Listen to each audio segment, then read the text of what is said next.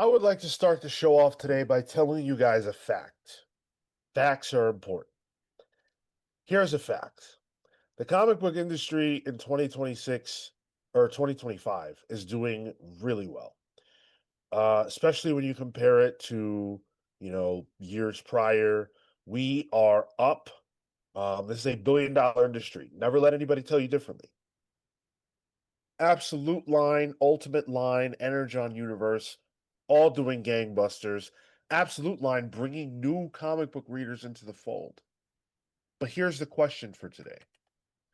Why are these new comic book readers, why are these reinvigorated, lapsed fans not branching out, reaching out, and reading indie comics right now? Why are top tier creators holding back their big indie ideas to wait for a market that is more sustainable and more interested in what they have to say? So we're going to get in today here on the Comics Pals. To have the conversation, of course, we have Marco, Celsius. Tyler, Hey guys, what's up? and you guys know that I have several arch nemesis, nemesis, and numero uno with a bullet is here today wearing all black for his own funeral, Mr. BJ Kicks. Jeez, What comics are dope? What's poppin'? Welcome to the Snuff Film Live Show, apparently, BJ. Jeez. Right. Crazy. Good to have you, brother. Glad to be here. Now, we've got already kicking us off, we've got Entertain Me dropping 5 Comics Pals gifted memberships. You got Levante Jackson 4120, Anthony Manzano, Corbin Loves Comics, Cliff on Comics, and then Angel Rosales. Congrats. Love Shout it. out to Corbin. I've seen him in my comments as of late. Good dude. Oh, yeah. That's what's up. That's what's up. I love the cross-pollination. I love when I go into like your comment section for your videos and I see some people that I recognize. Like, oh, that's great. I love that. I love that. It's fun. Yeah. What's up to Dirk Manning is here with us. Love to see that. How you doing, Dirk? Banksy Maine, Dan Trudeau's here. Pete Collins, Atomic Hound, Neon Knight, good to see you. Christian Uncaged. So many wonderful people. Grayson Red. So many fantastic people are here with us. I want to say right now, if you like this channel, if you enjoy what we do here, make sure you are subscribed to Comics Are Dope. That's pretty much non-negotiable as far as I'm concerned. That's my favorite comic book YouTube channel. Might be yours too if you give them a shot. Comics Are Dope is fantastic, and that's a message that I co-sign. Comics are indeed dope. Indie comics are dope. Yeah. We all read them, right? We've all got a favorite. BJ, what's your favorite indie comic? Ooh, right now. Probably Assorted Crisis Events right now. Oof. Love it. Love it. See how quickly he rattled that off, Marco. What's your favorite? Swamp Thing. Blue. Imagine. Blue Palo Verde. How about you, Tyler? I know the answer, but Department of Truth. Yeah. And Assorted Crisis Events though is very close. Very close. Totally. So see how quick that was? Easy. I'm sure chat, if you guys answer too, what's your favorite indie comic? I want to know. Everybody in the chat, if you can hear my voice, you better leave a comment right now. What is your favorite indie comic on the market? Let's start off positively. Everybody's going to have an answer because we all read indie books. And yet,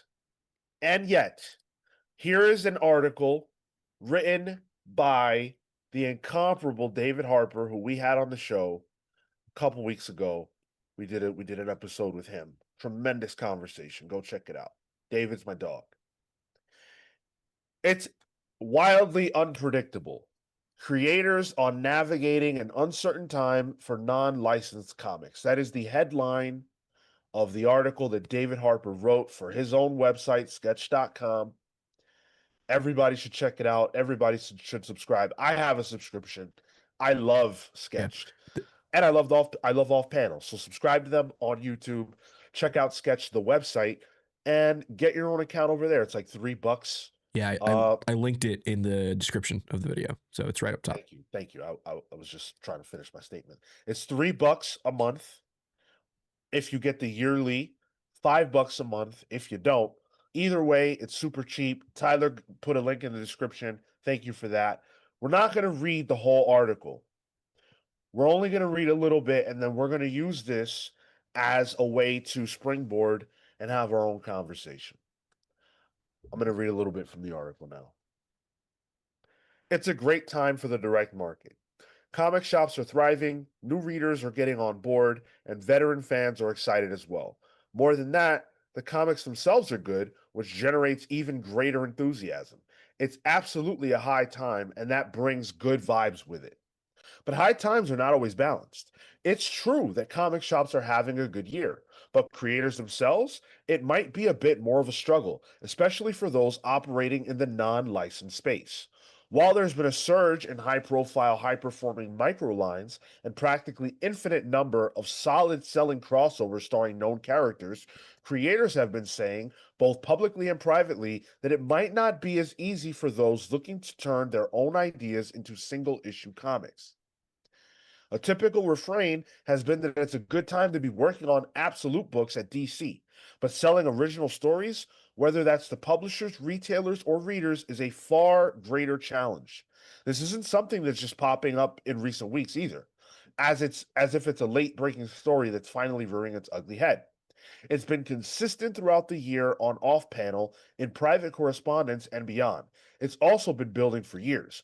Veterans of the site may remember a similar piece about a similarly down time for non licensed comics from a little over 2 years ago. It's been a difficult environment for creator owned and original titles for a while now, particularly since the pandemic boom subsided. That's the reason this subject hasn't been explored until now, especially with many of the issues facing creators staying largely the same. What changed, though, was the state of the market. When that piece was published, comic shops were struggling. It made sense that creators would too, as part of that overall ecosystem, just like we would expect a resurgence when comic shops saw an uptick. But the market's turnaround hasn't seemingly reached non licensed comics yet. That doesn't mean everyone is struggling, of course. No one's worried about the most notable names, and perhaps rightfully so. But it is enough to warrant asking some questions and to try to get a better sense as to how creators are navigating an exceptional year for comic shops that might not be as prolific for them. What do you guys make of that to start? I like the distinction of the big name creators are less of a concern. I think they're going to bring their audience. They're going to bring the people that would be following them regardless. And so I think making sure that that is almost a separate conversation, not obviously because they can always still go and produce a book and have it be standout. And a sort of crisis events is sort of the first one that comes to mind in that situation. But I think I think creators of name and of note waiting to pull that trigger makes sense right now with all the success we're seeing. A lot of this stuff is coming from the Ultimate Universe, coming from the Absolute Universe. And so why should I, you know, put out the indie space if really what is pushing the market and what's getting those sales is going to be the stuff that I'm already writing for the DC or for a Marvel? Yeah, it's funny because I've been thinking of like indie writers that were big during the image boom, and one that always jumps out to me is Jeff Lemire, who his stuff he kind of made a name for himself with what was it Sweet Tooth? Well, yes, actually, yeah. So it was a Vertigo book, but went to the big two. Marvel specifically didn't really light things ablaze there, and I think he almost like denounced big two comics at a certain point. He went to Dark Horse, did a lot of the Black Hammer stuff where he's essentially doing his superhero books, but indie. But now where do we see Jeff Lemire? He's doing an Absolute book. He's doing JLA, JSA. Yeah. Which is, they're both, I'm up to date with Absolute Flash, and I'm starting to like it now. It's getting there for me. But JSA is great. So even a guy who kind of made his bones and really put some work into the indie space isn't really there. Because where's the money, really? Where's the success? It's at the big two right now. I think part of the thing people don't talk about is like making indie comics is expensive. Yeah. Like, I know we have the big debate all the time, like, is Image really indie? But truth be told, Image creators are still on the hook financially for whatever it is that they're doing.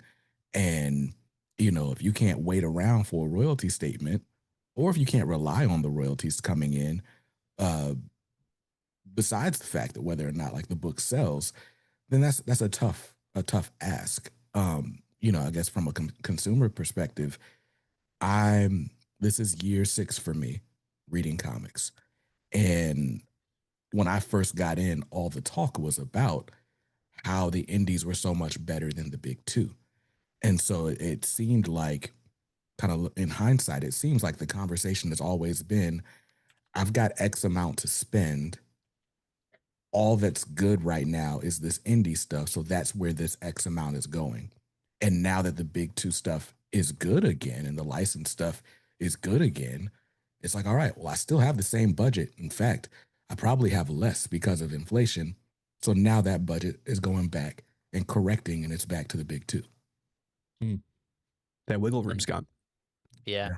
And that's where you would have tried that number one. You know, you would have tried out that new series or whatever it is. Yeah. You got a killer voice, man. Thanks, man. Thank you. Jeez, you just de-escalated your feud there just for a second. Jeez, all you gotta do is talk. Yeah, that's true. He's Kayfabe a is little dead, more Tyler. triggering when you just get it via text, right? Yes, exactly. I can't hear Yeah, the yeah. tones that I like. Flirting Grayson really this early, Red jeez. with the 4.99. There are too many okay books right now. A lot of them are just not capes with middling stories and inconsistent release schedules. Well, the release schedule problem is an old problem for indies that they just Yeah, haven't been yeah. able to figure out. But you know, Grayson, by the way, first of all, thank you, Grayson, for the 4.99. Super chats are open. We do have the goal in the chat. YouTube allowed us to make it this week. So we are going to play the GOAT game. If we reach the goal, 4.99 or higher super chats trigger it. $10 or more will trigger a wheel spin. We need those because I need to get some water in me this morning. But yeah, I think Grayson makes a point worth keeping in your mind, or at least a point that I think about.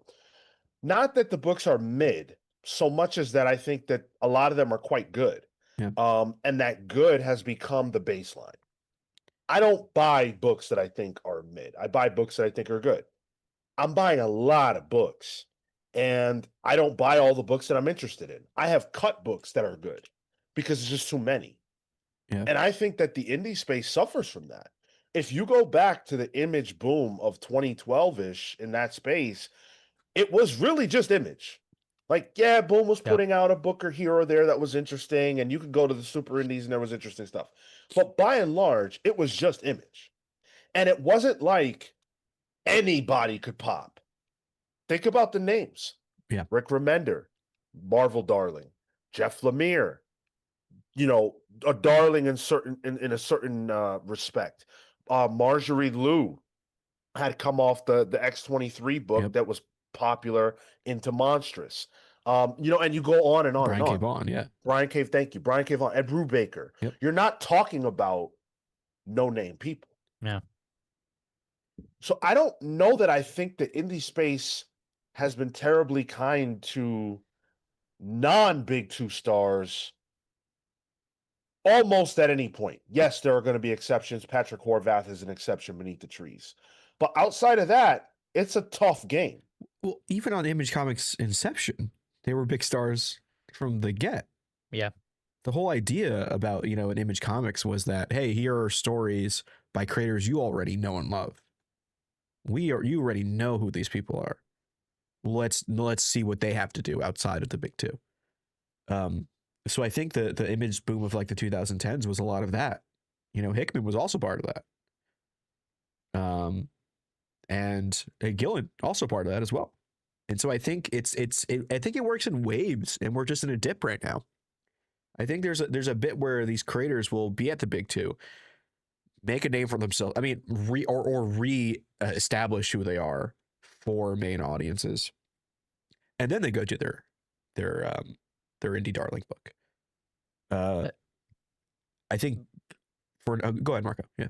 Sorry, I was just gonna jump in and say, but it's interesting there that it feels like because we've seen what the image boom looks like, these creators can kind of look in retrospect and say, hold on, like let me time this. Let me time this out. Yes. And that's the part that's really interesting is Remender's already kind of done the thing, but is going back. You have a few individual people that are making their way back in and saying, here's where I'm gonna, to your point, Back into reestablish indie myself. space. Sorry, back into the DC Marvel space, the big two. Okay, Remender hasn't. He's Oh, sorry, Rucka. sure. Okay. And they're making their way back in so that they can reestablish, build that larger audience and then start to kind of take from that. But still, you have to time that out because to the point being made, I can only buy so many books, and most of them are going to be good. I need to really sift through the exceptional ones, but I think there's already a bias for Marvel DC because that's going to be default in my stack, whether or not there's a good indie book or a great indie book out. Yeah, and I think timing is key as Yeah. well. Like I think the 2010s was a perfect time for a lot of people to have made that little trek to bet on themselves. Unfortunately, with like Kieran Gillen, I'm not sure Gillen's timing was the best with Power Fantasy. I know they wanted to save a lot of the X-Men stories that Gillen had for the ideas that are kind of baked into the Power Fantasy. But because of the way the economy is and all that, like Power Fantasy is one of the more well-known indie books right now. Even Gillen has stated in the backup, it's not doing as well as his previous indie books have done, even though it's doing well for an indie book right now. You know what I mean? So I think that's where the timing might have been off on that. I will say, like, just speaking of timing, when a big two book is good, it feels urgent. Yeah. Yes. And I think like, we do the event hopping, right? Blood Hut leads to One World Under Doom, which leads to Armageddon, which leads to, and so there's like, it feels like there's an expiration date on when a Yes. big two story is going to be relevant. I feel like with the great indies, I can read them anytime, which is not a knock against them. It's good, but it's hard in week to week. It's hard. Yeah, week to week. It's like, do I need this right now? I'll wait for the trade. And if the trade doesn't come out, it's okay. I'll forget it existed because there was so much other stuff coming out at the same time. It's wild because I was just dealing with this yesterday. I was going through my back issues and trying to get caught up on a couple books. Department of Truth is there, which I've stated is my favorite indie book. I held off on catching up on that because I wanted to catch up on Wonder Woman. I'm more likely to want to be day and date with a big two book as a reader because that is a story that has no end. It is continuous. I will always be behind on that book unless I'm up to date. With Department of Truth, I can get to it when I can get to it. But that is really help it from its month-to-month sales. But that's just baked into the nature of what the book is. Exactly. It necessitates you having to stay up to date, having to catch up to those things because the connections, typically depending on what it is, the connections then facilitate other titles that you have to be kind of caught up on. And so it's a self-feeding ecosystem. Whereas, yeah, you're right. I can just catch up on Power Fantasy. I have the saved trades, but I'm not yet interested in picking that up. I think to go back to the idea of, like Kieran Gillen and Casper Wingard launching Power Fantasy at the wrong time.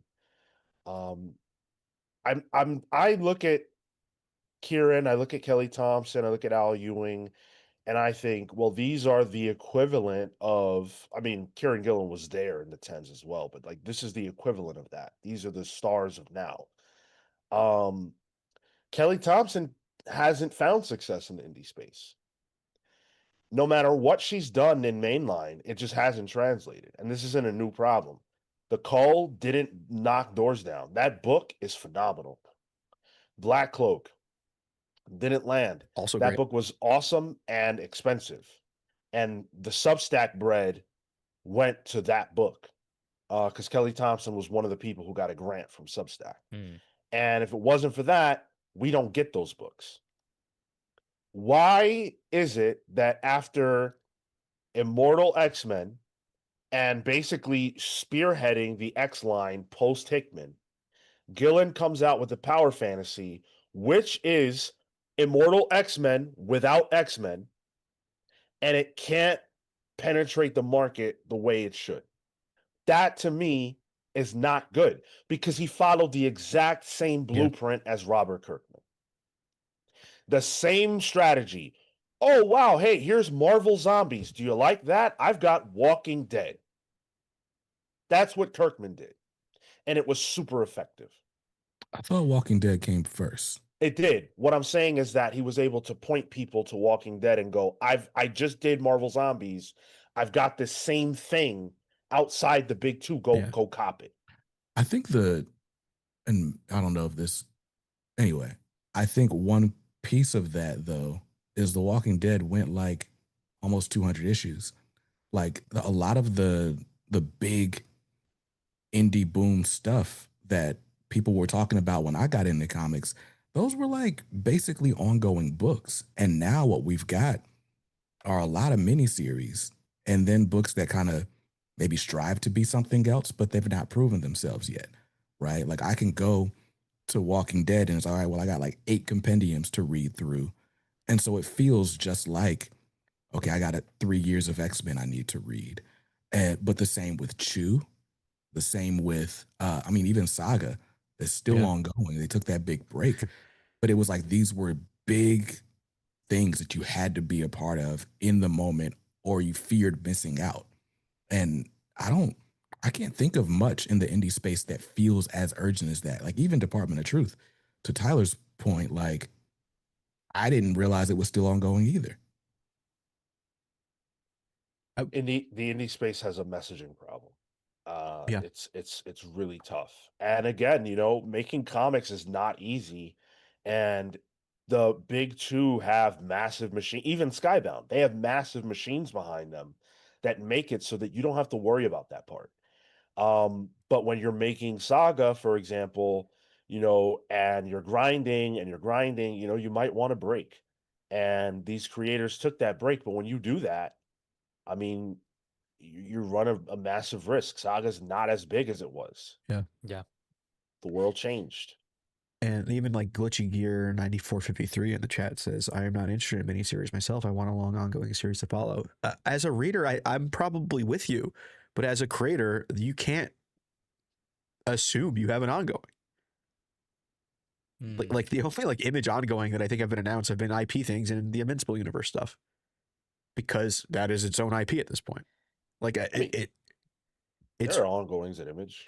I'm sorry, not announced, but like the only ones that I can see going for long runs are those big ones, because everything else kind of winds up being not mini, but what it like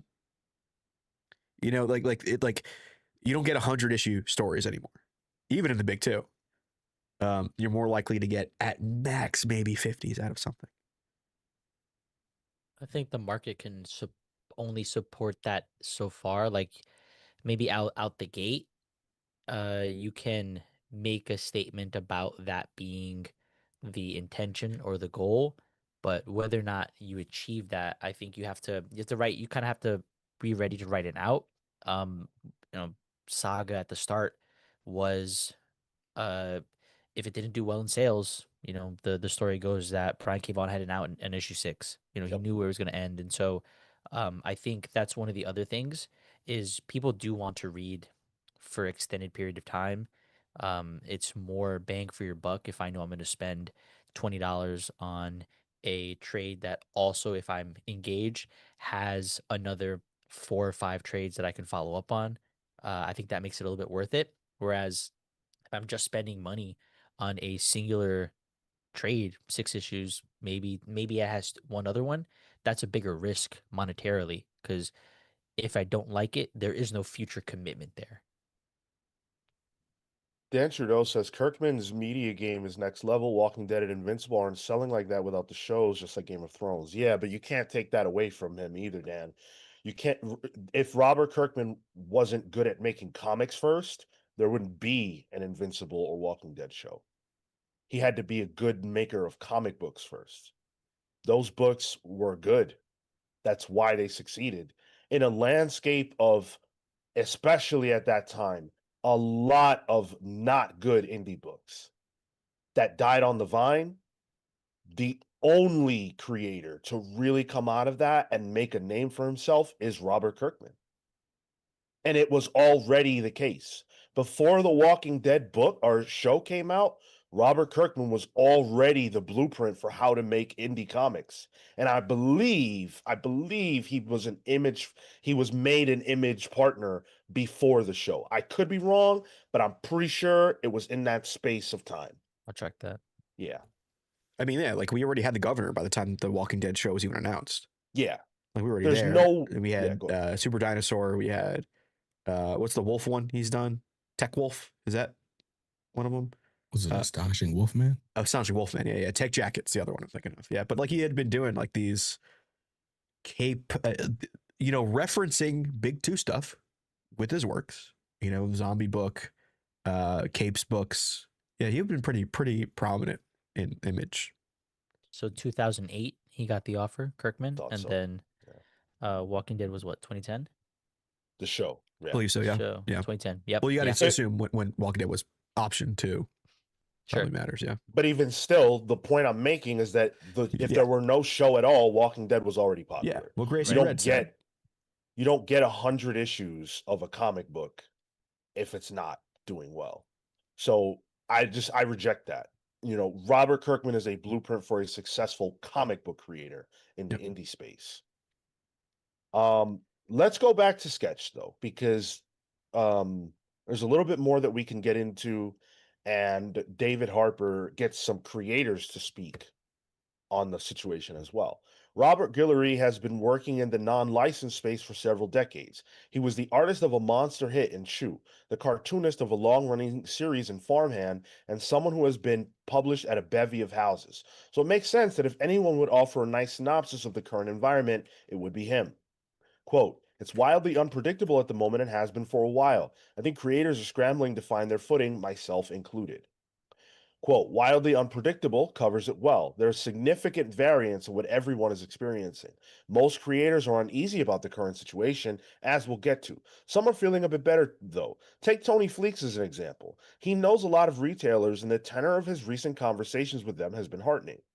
Quote, "It's encouraging that shops are doing well," Fleek said. "It's encouraging that when I talk to any of my retailer friends, I'm not hearing full-on doom and gloom."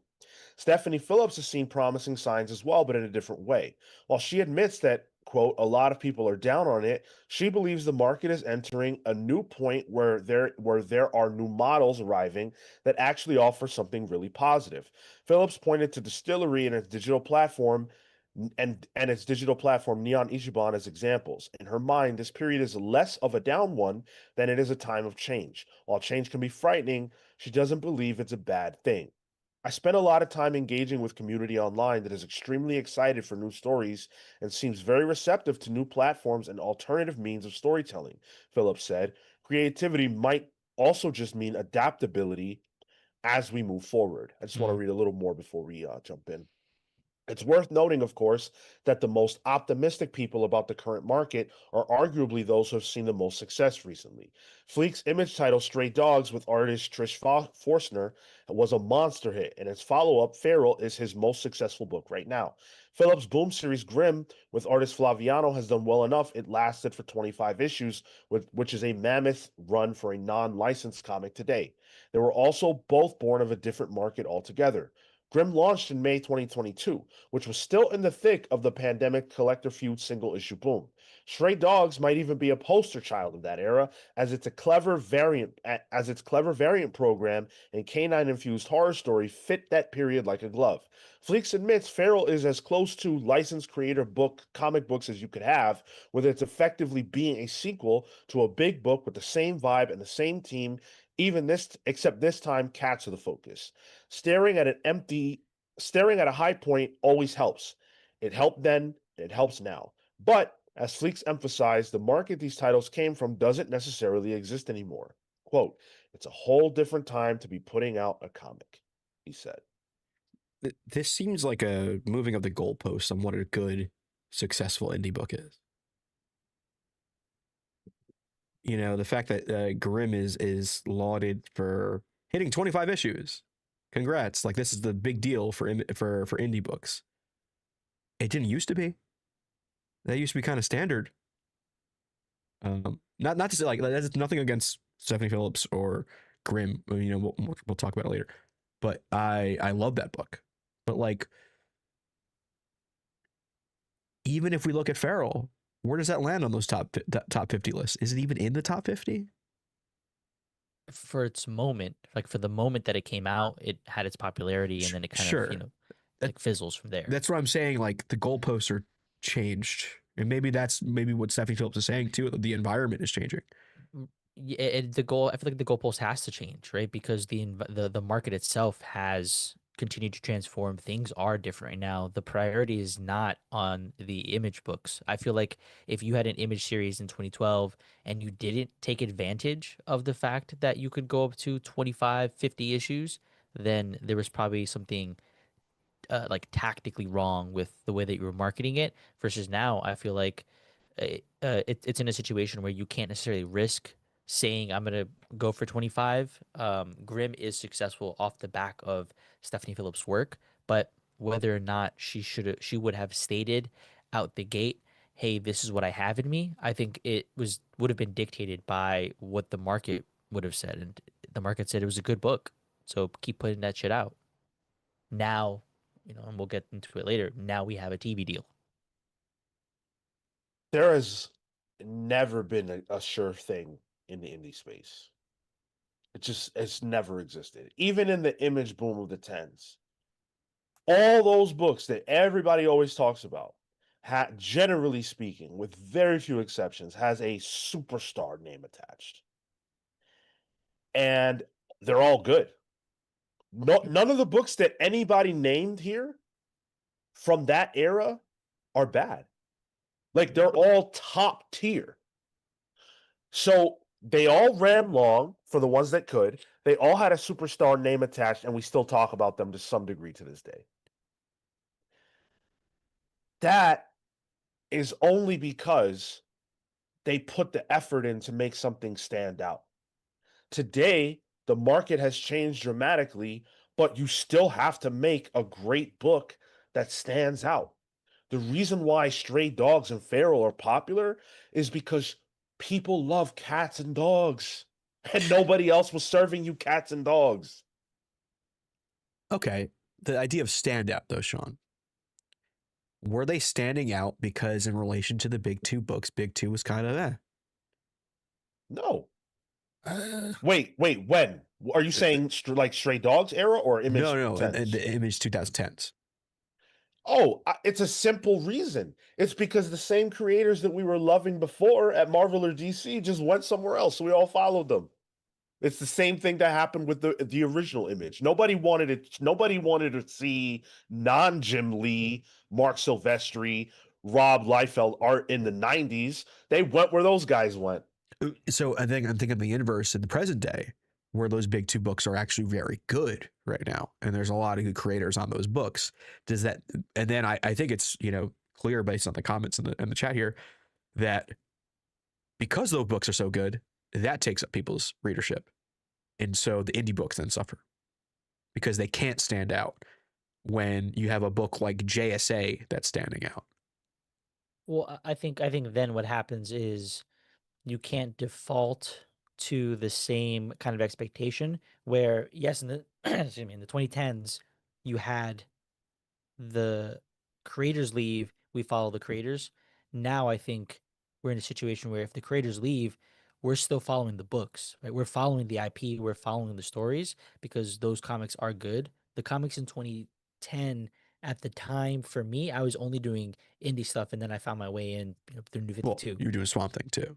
Well, but like that was the way in for me. And so now I feel like it's coming into the big two, but I have such good eats there that even if this creator Yes. goes, I'm not necessarily following that creator out.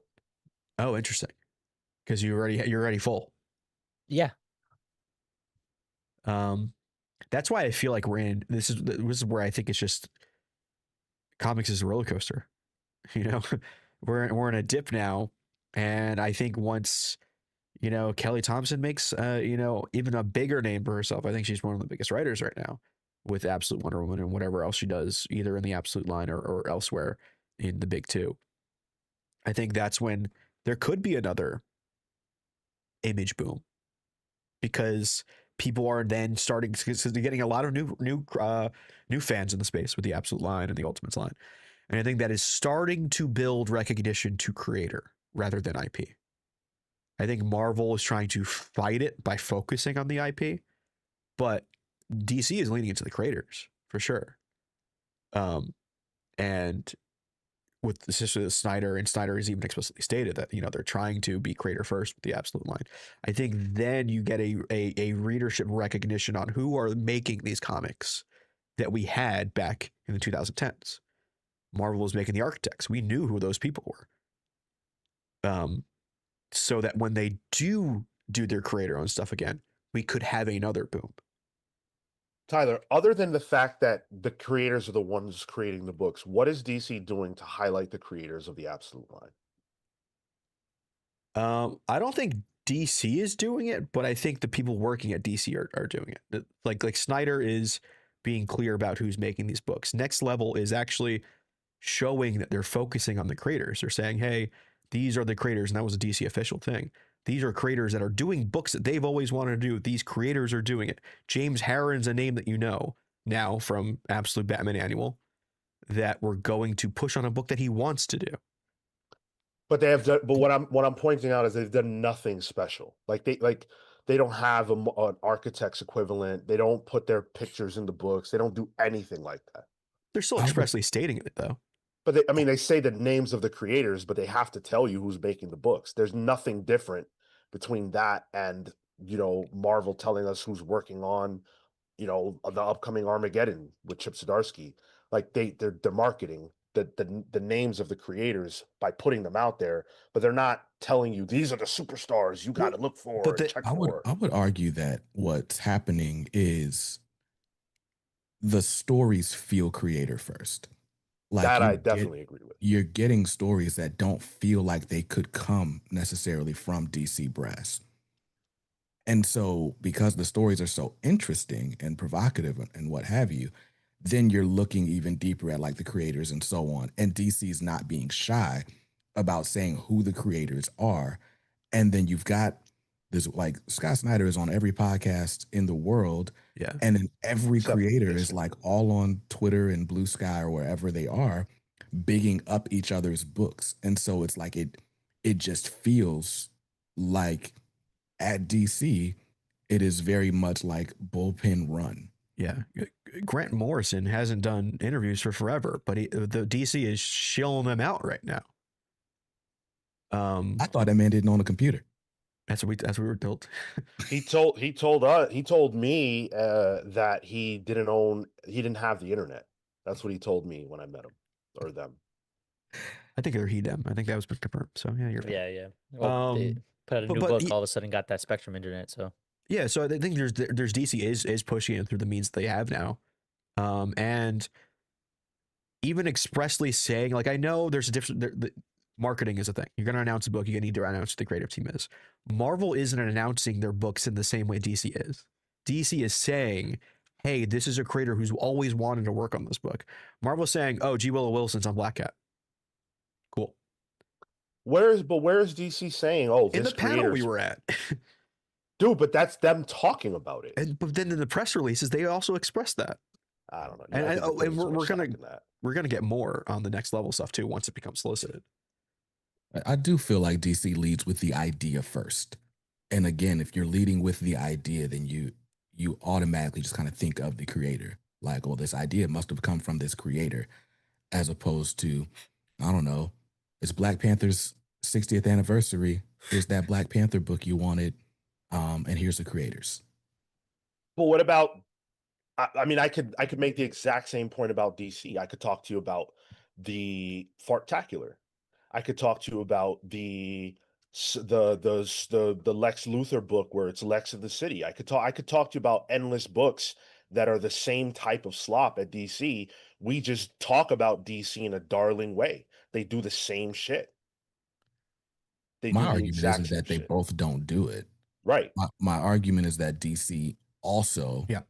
is leading with interesting ideas. I agree And with so- you on ideas. I just don't think I don't think they're doing a better job of highlighting their creators. And I think that the evidence of at least their efforts not being effective is the fact that these creators can't get their books to sell outside the Absolute line.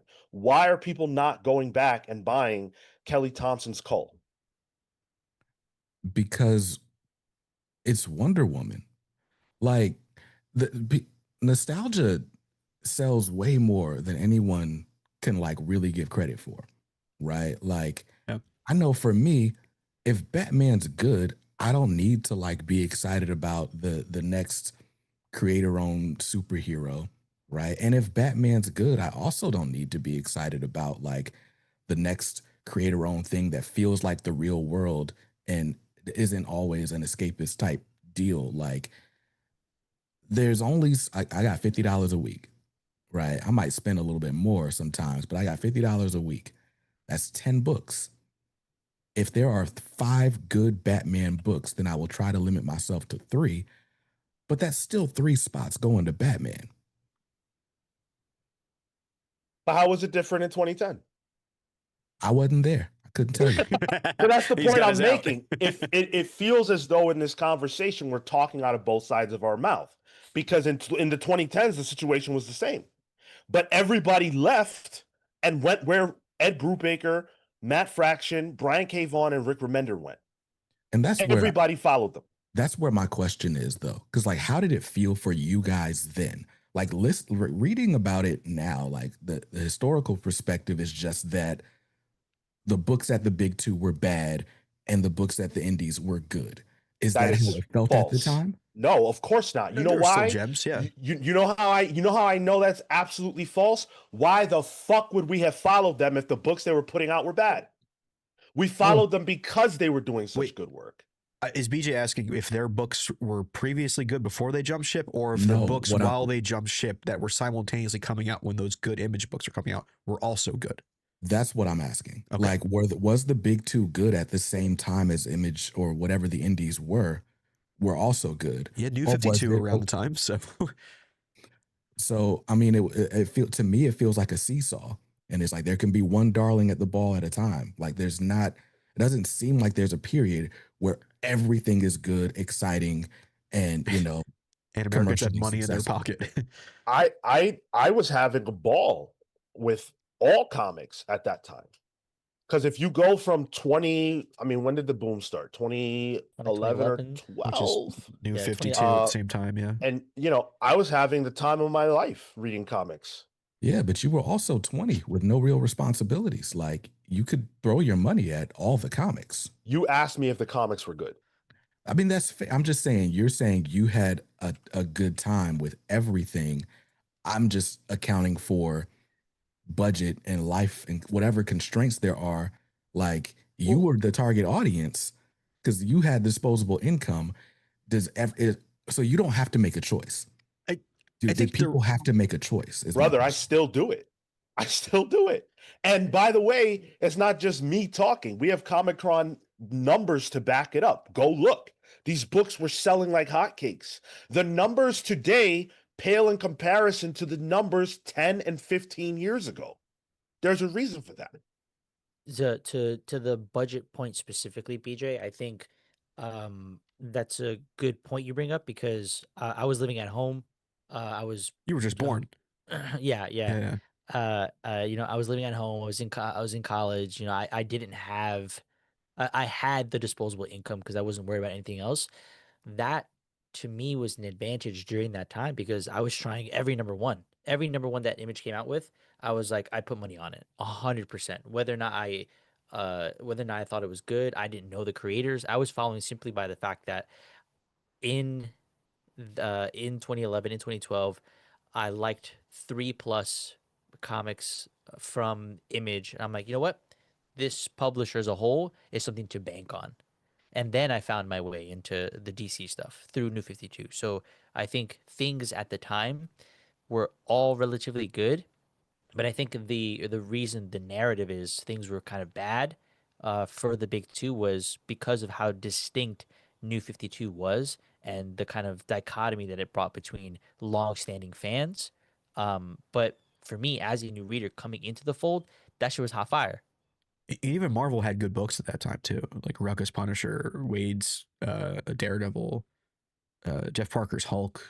It's they weren't the books weren't bad, but I just think one like I think you're right though that there is that bell of the ball. Like the Image books were just so good that people were like, "Oh, look at the shiny new thing." They were also the new thing, which helps it.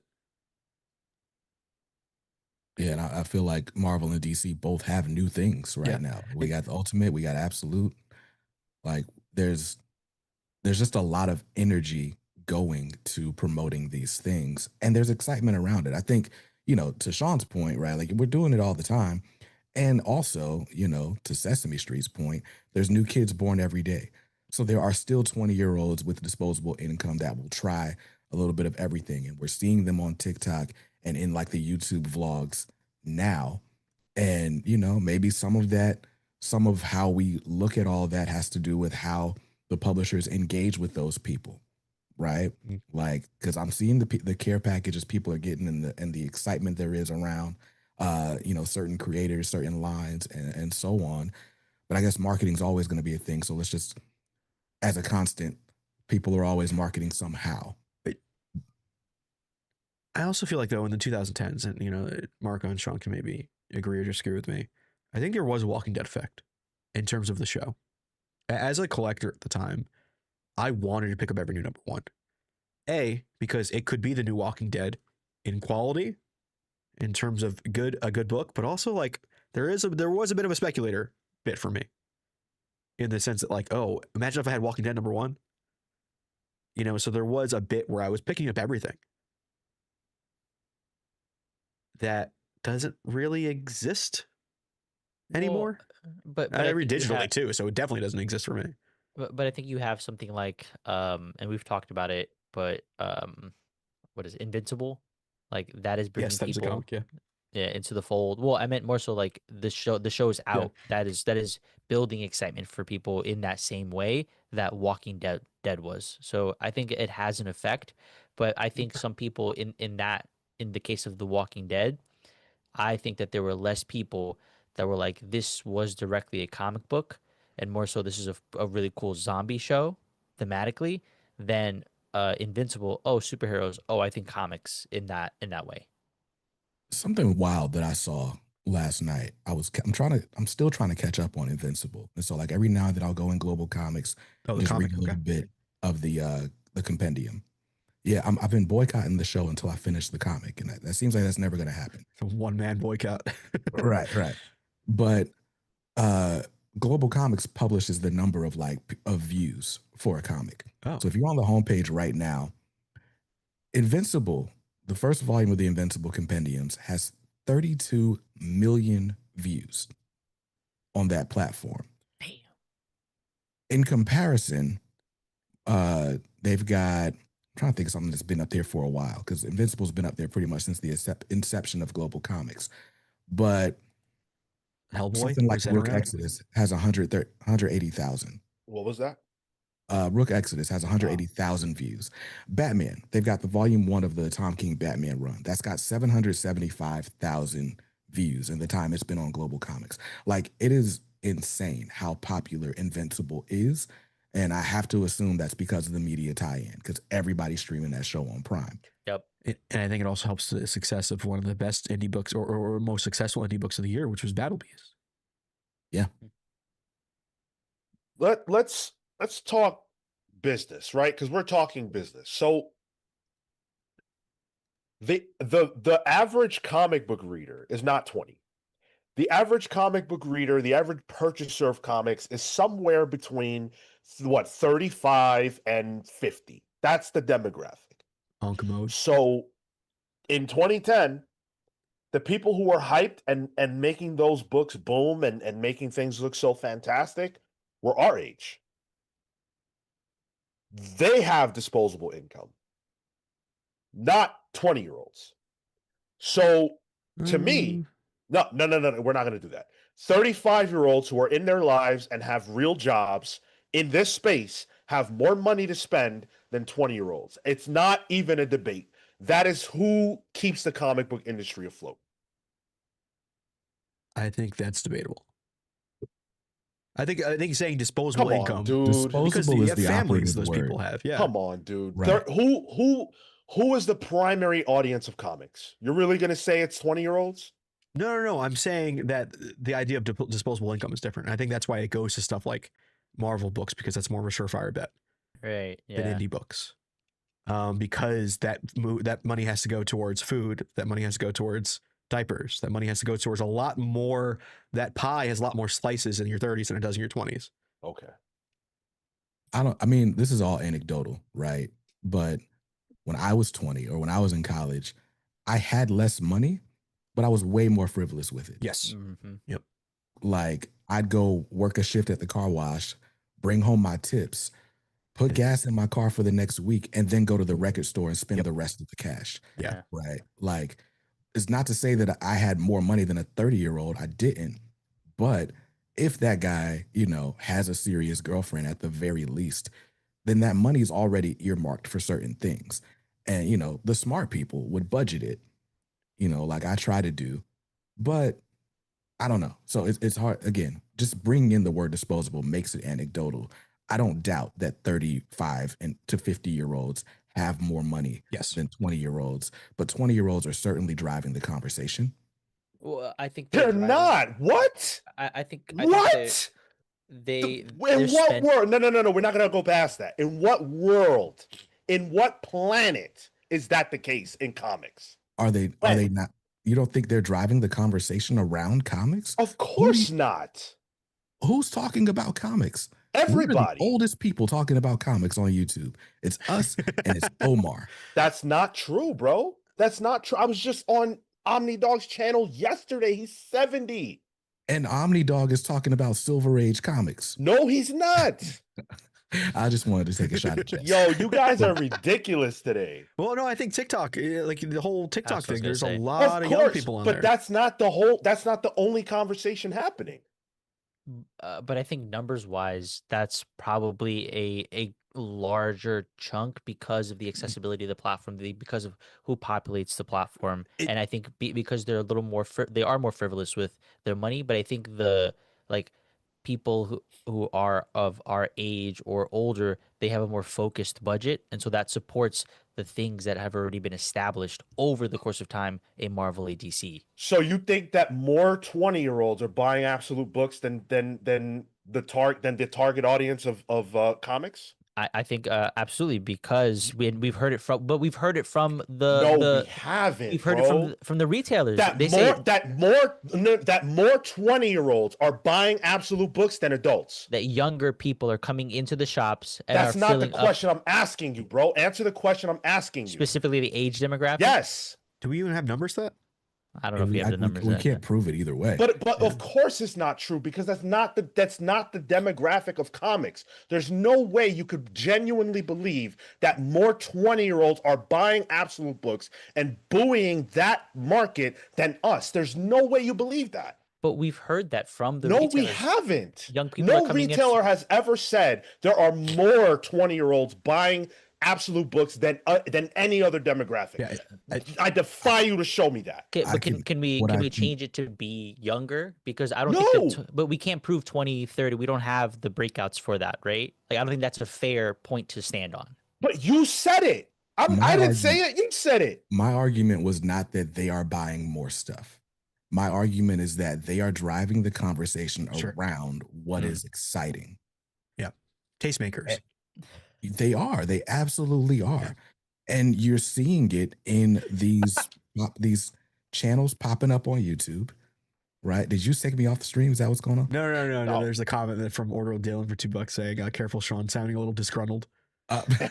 But it's like but no, like you're seeing it in like these channels popping up on YouTube, Yeah, and TikTok, right? Like how many of us you're watching you've seen a Speed Sultan video, right? Sure. Here's the thing too, BJ. Like, I don't even know these people because I'm so on the old head of comic book YouTube. Like, somebody just mentioned Mullet Man Comics. I've never heard of that before.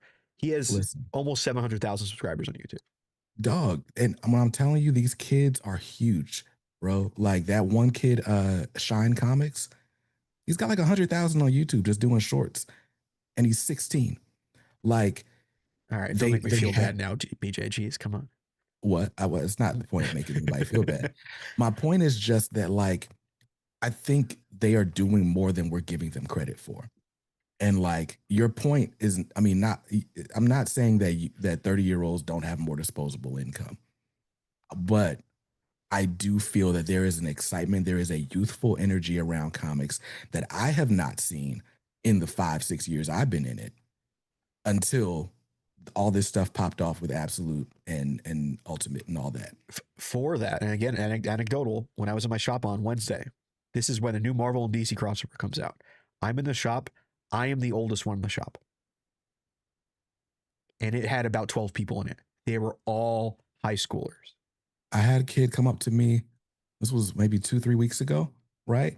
And they had been playing Marvel Rivals and was like, "Hey, you know any Marvel Ooh, that I toxic. can read?" And I'm like, that is a crazy question. That is such a vague and broad question. I eventually pointed them to Blood Hunt because I felt like it had Oh, more people that they might know. we just lost readership. Thanks, BJ. I liked Blood. I All like right, different discussion. but it's like it's happening more and more often. I used to be in the shop and feel like I was the youngest guy there. And it was like, to Sean's point, all these 50-year-olds with like ridiculous pull lists, like, "Oh, this looks cool," swapping out covers and stuff like that. There were speculators there too. But now when I go to the shop, and maybe it's because my shop moved to a mall, that also happened, but there is yeah. always some high school, college age kid with $30 in his pocket, just burning a hole in his pocket, like waiting for a new comic to buy. That was me in 2005 when I was Okay. 15. So how do you not understand the point then? Because you guys are being extremely anecdotal and making it factual. That's why. Because when I go to my shop, I'm not the youngest person. I'm not the oldest person. There are tons of people there.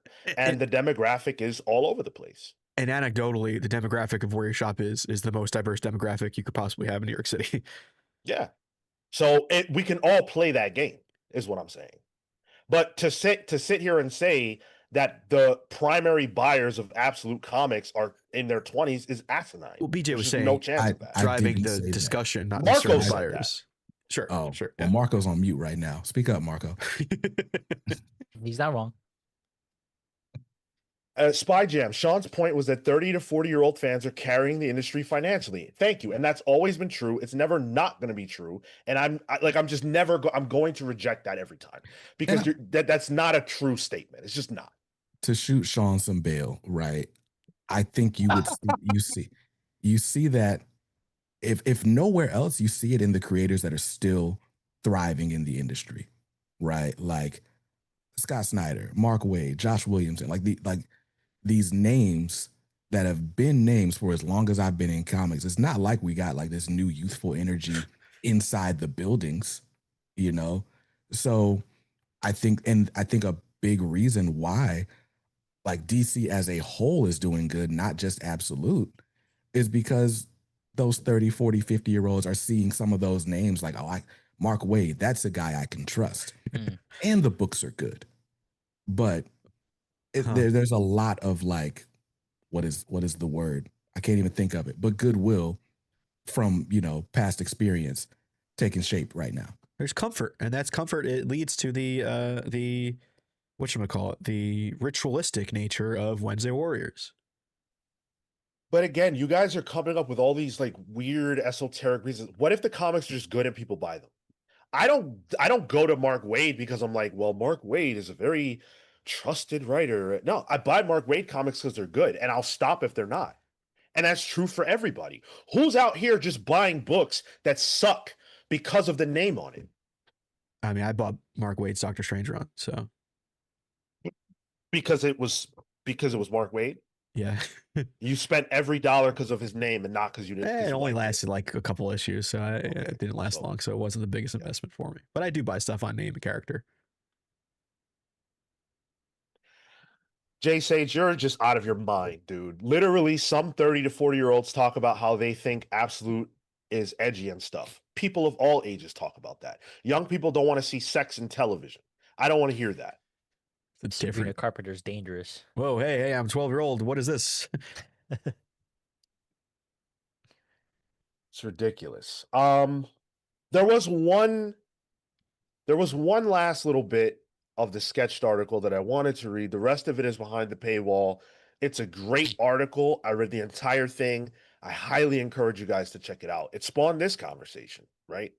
And it's a quote from Kieran Gillen, because we talked about Kieran Gillen a little bit earlier, and we talked about the power fantasy and why that book hasn't necessarily connected the way it should, because I don't think any of us would disagree that it's a great comic, but it's not doing what it should do. So here's what Gillen had to say.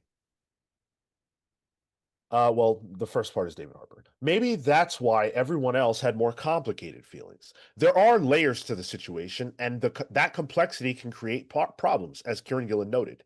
There's two markets, Gillen said. The market for selling your book to a publisher has never been better.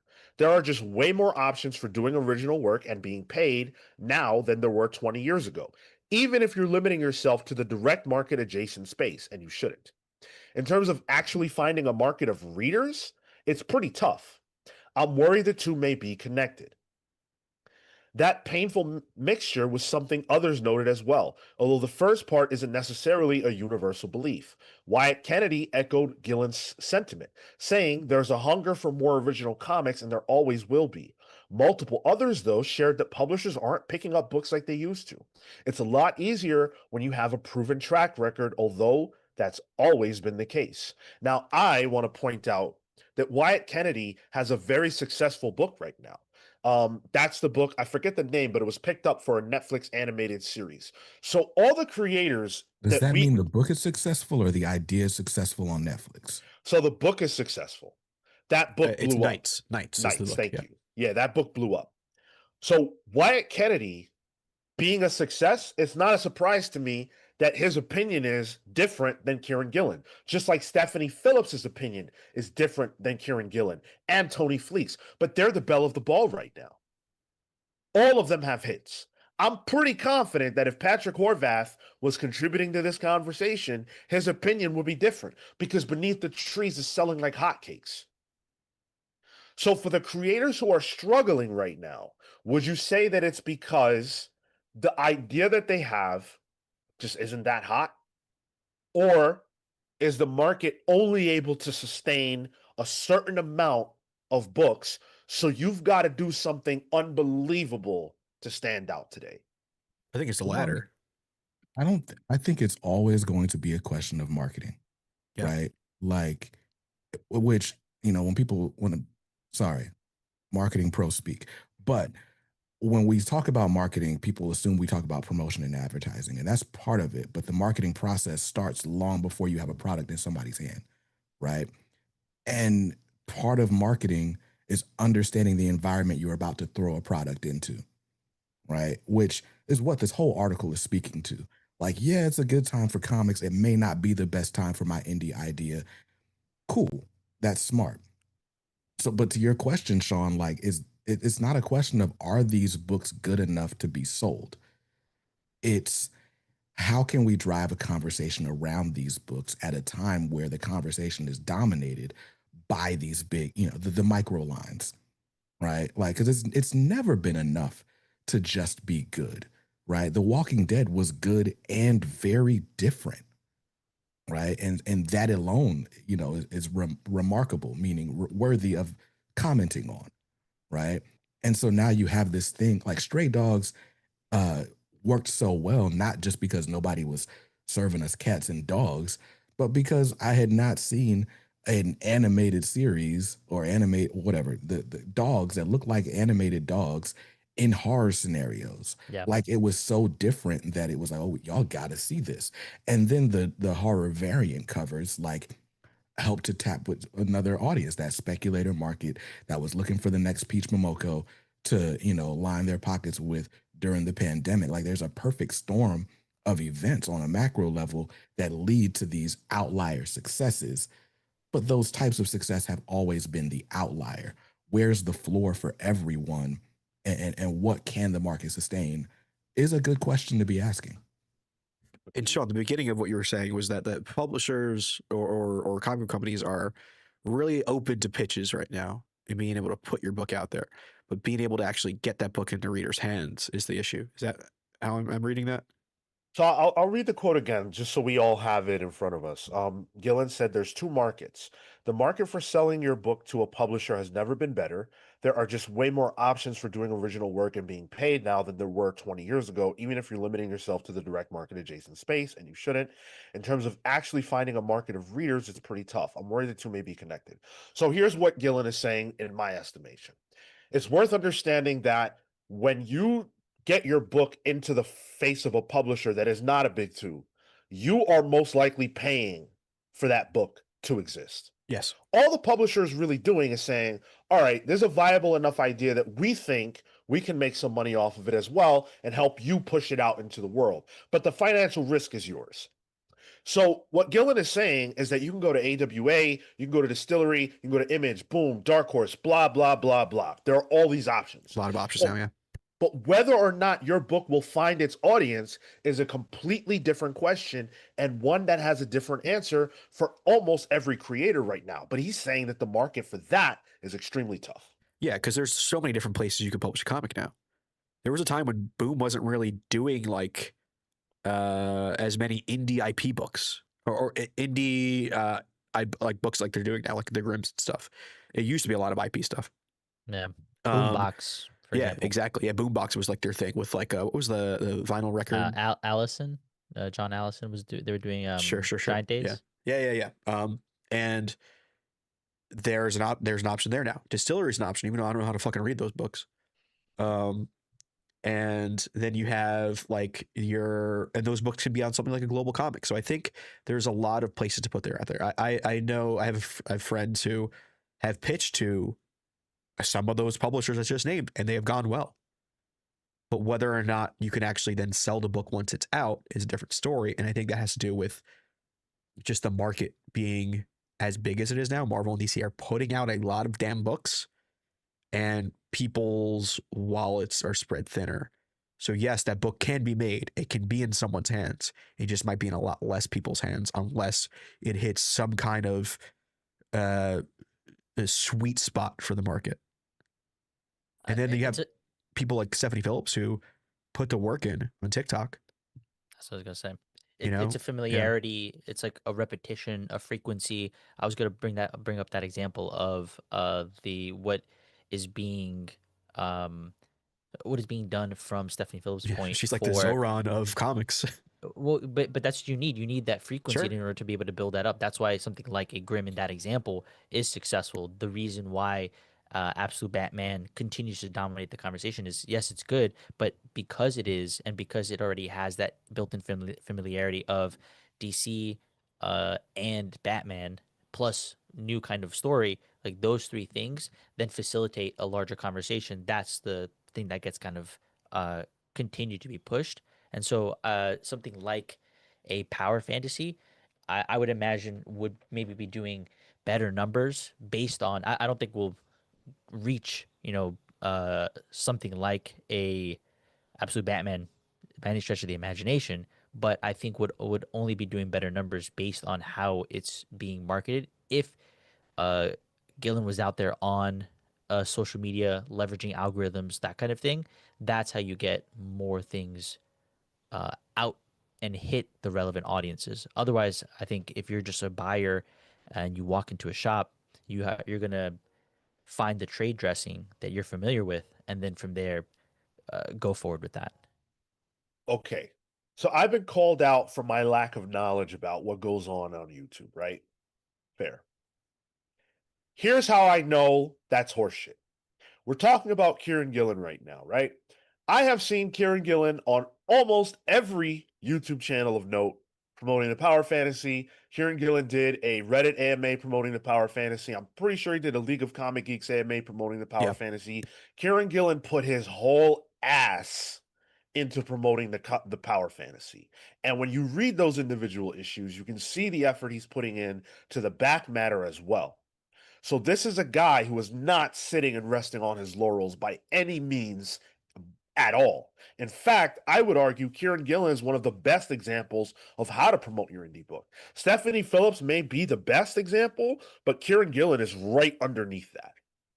So the reason his book isn't popping has not anything to do with his effort level in trying to make it pop, because he's everywhere. When you But say every YouTube channel of note, what YouTube channels are we talking about? You know, the ones that do interviews. The ones that do interviews that have, Which- reasonable audience sizes. So I just typed in Kieran Gillen interview, right? Okay.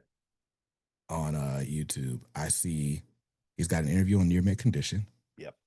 The Home of Collected Editions. I see an interview on Off Panel. Yep.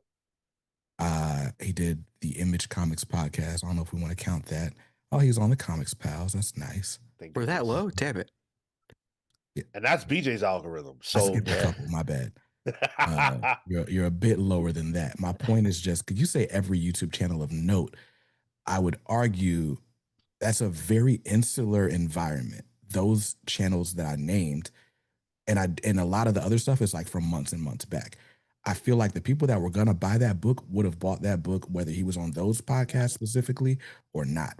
you right? can't say That that. is don't Those know are that. channels that probably have a lot of crossover too. sure, yep. like that's different than say being on TikTok, reaching a group of like however many years old. It's not about their age, but the point is just, are you finding an audience outside of people who are already engaged and bringing them into this conversation? And I can't say that's been like everybody that I've heard talking about the Power Fantasy. We're already Kieran Gillen fans. We're already reading Immortal X-Men, or we're just like nerds. And Die just came out as well, which he's also been on the marketing trail for. This is a crazy conversation. No, I never said that Kieran Gillen was the best marketer in comics. I said Stephanie Phillips is doing amazing. I said Kieran Gillen is below her. I said his effort level has been high. That's all I said. And none of that is untrue. He put his ass into promoting the Power Fantasy. So does it matter how many interviews I do? If not, like, this is the same argument, right, that Gail Simone makes about why she doesn't do podcast press, right? Like, because the numbers aren't really there. Like, it's cute to say I was on Comics Are Dope and the Comics Pals and Near Mint Condition. If those all got a collective 5,000 views and 1,000 of them were people that watched it at all three places, like, that's tough. That's tough. And that's not selling you books. it's not incremental. And that's the thing that they would care about. Like I agree that Kieran is putting his all of his effort into promoting the book, but the spaces where he's doing it, those people are already activated. We knew about the book coming out because we would have followed it. A number of our audience heard from us, but would otherwise have been going to the shop, and so that audience itself is not diversified enough outside of people who would have already purchased otherwise or gone to the store. Okay, so they would have gone to the store. Kieran Gillen is not seeking to make new comic book fans. He's seeking people to buy the comic he made. So why would he not speak to the people who may buy his comic. You don't know that everyone who heard his interview here was going to buy it anyway. Some of those people may well have heard him talk about it and go buy it. We know for a fact that happens every time we do an interview. I don't know why we're acting as if that doesn't happen. That's fair. But in life and in business, if you are not growing, you are dead. So if you're not looking to build a new audience with each release, with each touch point, you've missed the point of marketing. But that's not what happens in this space, dude. But That's just not realistic. But it's to Gillen's point. He said that the publishers are hungry to be able to put out your book, but when it comes to actually having people pick up that book, the numbers don't translate because you're speaking to us, a already saturated audience. It's yelling into an echo chamber as opposed to finding new Gillen fans. It doesn't necessarily need to be new comics readers. Where are they coming from then, Tyler? What the new Gillen fans? Apparently nowhere. But like that's the thing. It's like, yes, reading, like I'm a Gillen fan, so I'm going to pick up a Gillen book no matter what. And I check out all these comic book YouTube channels, and it's more exciting for me, but I was already going to pick up that book. It's not making it. I'm not a new Gillen fan. And I feel like you need to hit people where, like on a TikTok algorithm, where something can go viral, where it's all new faces on it, but it would be viral in comics. Like a comic book fan will be the one getting that viral hit. It's still a new Gillen fan, not a new comic fan. So it's just it's not about an act of attrition sometimes with finding, like, just keep doing interviews, keep doing stuff, and you'll find someone. But people on League of Comic Geeks doing an AMA there is great. I'm sure you get new readers, but there are also people who have pull lists and see that there's a new book coming out every week. So, like, is it more about an act of attrition and keep putting yourself out there, or finding the right places to put yourself out there? This is a very bizarre conversation. I don't know where he's supposed to go. Should he go to Times Square with a fucking I mean, it's microphone? It's like he should comedy. go It's to like TikTok is where he should go. But bro, maybe TikTok isn't right for him. You don't see the difference between Stephanie Phillips and Kieran Gillen? they're both I don't think handsome. I've ever seen Kieran Gillen. There's at least one notable difference between the two of them, but it's not the, like, if we can't complain that our comfort zone is too constricting and then also not be willing to leave our comfort zone. Yeah. Like, I don't know what to tell you. Like, either you're going to promote your book or you're not. But like, and I get it. It's not everybody's cup of tea. Like, I'm not a big TikTok dude. I can't really, I can't. It's really annoying. It's very much so. Yeah. Right. But when I tell you there's this wave of 15-year-olds that are discovering single issue comics like hipsters discovered vinyl 10 years ago. And it's like, we're looking around like, yo, this record store has always been here, and now these kids are in my way. Right. But they're telling each other about it. Like, Daniel Warren Johnson is like the patron saint of single issue comics right now. Yep. Among this whole generation. And it's just because they are excited about stuff that they are seeing. And if we're not going to, one, go to where they are, or two, present them with why what we have to offer is exciting, we can't be mad when the moment passes us by.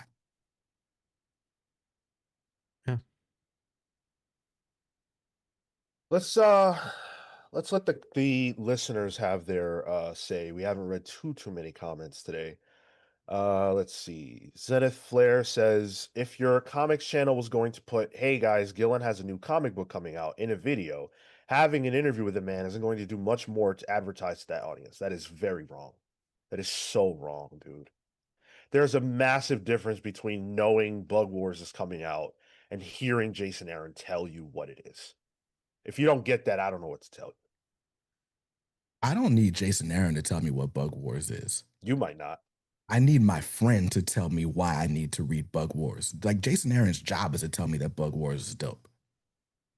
But when he came on this channel, we had many people saying, oh, wow, that sounds amazing. I'm going to pick it up. That's fine. So that's what I'm saying. So how can you say that it's not a thing? Because it happens right here. I didn't say it's not a thing.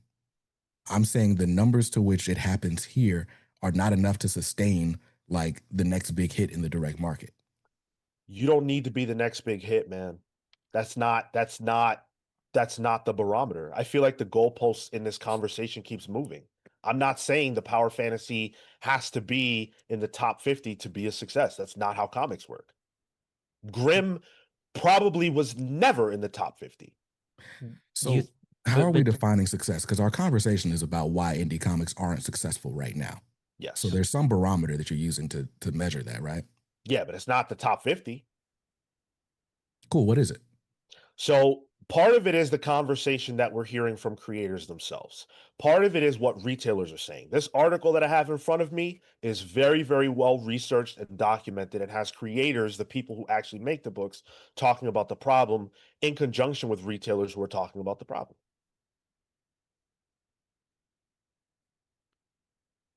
Yeah, looking at some of these comments here. Let's see. Jay Sage here saying, yeah, but only people watching those interviews are the people who are already 4 levels deep in the nerdum. And then Pete Collins saying quality of promotion is an important variable for Bardic Versus. We went on 30 podcasts. God damn, 3 to 4 of them pushed the needle. Of course, but you choose the podcast you go on. I see a lot of podcasts that'll get 30, 40, 50 listens. If I were trying to promote a book, I wouldn't be doing those. I would look for a show that has a listener base that I can tap into. I think that's kind of what BJ and I are saying, and Marco, where it's pinpointing that marketing and pinpointing and finding where you need to be. Yes, Kieran Gillen was everywhere, but how many of those pushed his needle? Yeah, but he was when I say everywhere, I didn't say everywhere. I said everywhere relevant. You said he everywhere was on channels. note. Yeah, I never said he was everywhere. He was on channels that were big and going to push his book. He wasn't doing 30 to 40 listen channels. But of the people that let's say 10 people in our chat ended up buying the book from listening to the show, is that meaningful? Is that successful? In comics, where literally 50 people buying your book could be the difference between it being a thing and not, yes, of course. You're fighting for every sale. Ask any creator. Ask a creator. We're not creators, the chat's not creators. Ask a creator how important it is to hand sell your book to every single person you possibly can. That's not sustainable though, Sean. Brother, I am not the person making comics. There's no reason for you to tell me that. Tell them that then. I did. When did you tell Kieran that?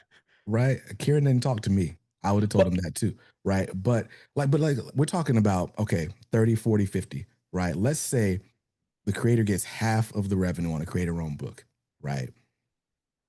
50 comic sales, that's going to get you $100. Like, that is not worth the time spent on the one podcast episode. If that's what we're saying it's going to get us, right?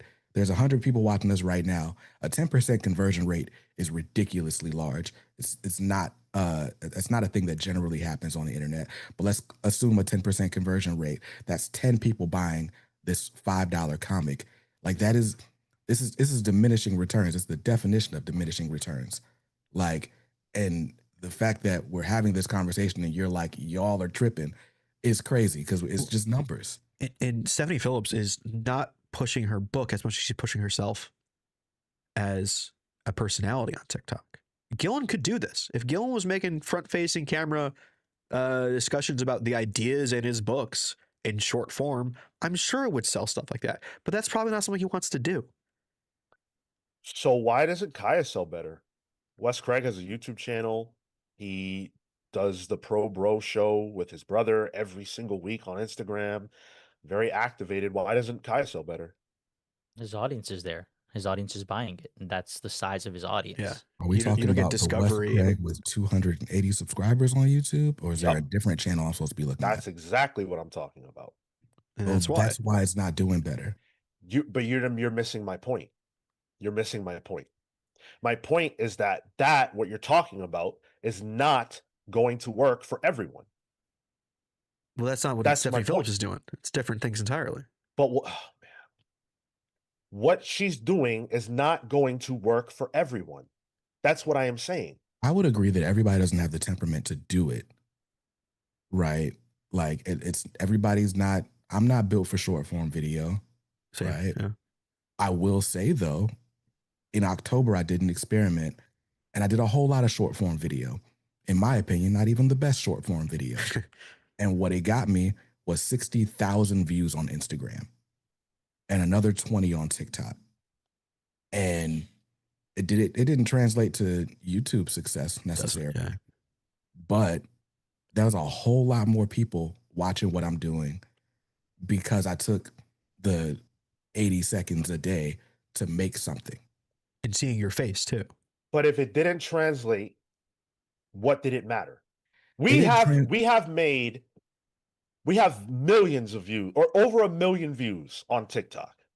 Okay? That saw a reasonable bump for us. So what? So for me, again, it didn't translate to more subscribers on YouTube, but it translated into a different audience on social media. Hmm. That translated to, things I can't necessarily speak about, but people learning that I existed that didn't know before and reaching out to me trying to offer behind the scenes opportunities and stuff. Like everything is going to impact someone somehow if given enough touch points, right? Half of the sponsorships that I get on my channel, I don't even like calling them sponsorships. It's just a book for a review, right? Nobody gave me money. There's no money changing hands. But half of that is people just liked seeing a book in 4K quality on their timeline because a lot of other people aren't putting that same level of quality and consistency into product reviews, right? And so it's like sometimes it's just that little bit that separates you from the pack. And in a world where everyone is a content creator, everyone is a media producer of some sort, right? You are selling to a closed ecosystem in the direct market. You have to get out of that. You have to. There's no proof Or of that. there's no proof of what? The Of the direct fact that you market being have a to get out closed of the direct ecosystem? market. The fact that the idea that you have to get out of the direct market. Everything you just named broke out of the direct market bubble. What are we're talking about? Invincible, Walking Dead, Chew, talking about this Those big indie boom. those are the largest outliers in comics, bro. You cannot you're not going to get that kind of success but once every few years, if that, by the same people for the most part. That Mhm. I mean, I just feel like again, Kieran Gillen you can't compare Stephanie Phillips, Kieran Gillen, any of these people to Robert Kirk. They're not Sure. experiencing his level of success. That's true. The industry I'm is just not talking like that about anymore. a way lower level of success than that. The barometer for success is a lot lower than what Robert Kirkman achieved. So with the barometer for success being that much lower, that means the stakes are that much higher. Does it not? Like if we're saying like the difference between my book doing well and not well is 30 to 50 sales, shouldn't I be trying as hard as I can to get those 30 to 50 sales? How do you know that these individuals aren't trying as hard as they can? I don't see the evidence of them doing so. Outside of the who are ecosystem, well, outside of the ecosystem that they already encompass. I think if this conversation were posed a different way, we would be talking about how bullshit it is and how creators don't have the time to do what you're talking about. I don't think like creators going on podcasts and doing interviews and trying to get the word out and doing everything that they can is so far beyond their job description. Obviously, they have to do agreed. it. Yeah. I firmly believe they have to do it. But it's so far beyond their job description that I don't think that you can expect that they're going to know, or not even that they're going to know, but that they're going to be involved on TikTok and everything else. Again, Stephanie Phillips is an exception. She's not the rule. There I are hear you. creators who don't even do any interviews and pop numbers. Is she an exception or a possible blueprint? Is my thing. I think that creators, when it comes to social media, are going to have a tough time making it work. And I think if it was a blueprint, we would see so many more people doing it already. I think if we look outside of comics, we've seen the evidence that it works. Comics is you can't again, comics is different. You can't look outside of comics and say it'll work in comics. If that were the case, there are a lot of things people would do that don't work. It's not that different. Like I feel like that if we're saying that we can only do what has worked for comics in the past, like that explains why comics is such a niche of a niche of a niche market. But what are you saying comics need to engage in that works in other spaces All right. concretely? So again, the content creator influencer game is big, right? If Yeah. you're not going to create a conversation about yourself online, then somebody's got to, right? I'm not saying Kieran Gillen's got to be like doing TikTok dances, right?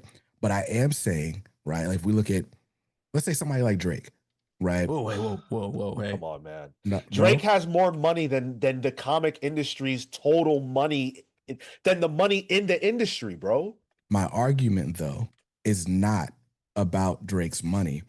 It's about the fact that Drake's popularity doesn't come from just Drake doing things. It's because the conversation around, and maybe Drake isn't the best Yeah, example of come this on, year, BJ. right? Let's call it Kendrick. Let's call it whomever. Come on, you're talking right? about the top rappers ever. I'm No, talking about people that do creative things that have to sell their creations. I think of like Right. the same thing works in publishing normal books. Look at someone like a Quan Mills, who made a creator of himself on TikTok, and now his books went from being digital only Amazon books to fully published with major publishers. You look at comedians who, yeah, they can do as much stand-up as they fucking want in the world, but it's not until they get a crowd work TikTok that hits do they become popular. It is in the creative field, there's so little marketing that you need to fucking do it yourself. And it's wild to me that more don't. Like, Yes. because you're creative when it's time to make a book. It's not like your creative brain shuts off when it's, or should shut off when it's time to sell that book. Like, you're still a creative person. So like maybe your TikTok thing doesn't look like everybody else's, and that's just another expression of your creativity, and that draws people in. Does it suck that they have to market their own books when they're made by publishers that make a lot of money? Yeah, that's also the nature of what the business is. Dirk Manning, as a creator, thank you, a creator weighing in. As a creator of independent comics, appearing on podcasts, including this one, has helped me promote my new projects and bring in new readers and maintain long-term success immensely for years. Thank you. And It's I'm saying obvious. podcasts don't help. Don't be in your feelings because I said we don't get enough views for most people, right? But there's more to life than just these podcasts. Yep. And I think it really is going to depend on what it is that you do, sell, make. Where is the most effective place, to promote your creation? But here's a person in the field that none of us are in saying that doing things like this materially matters. And you guys were saying it really doesn't. No, we're saying that there are other ways that could matter more. But this is recorded. We could go back. Like you guys were definitely saying it was immaterial. No. We're saying that it is Okay. in comparison to I'm gonna other go back. things.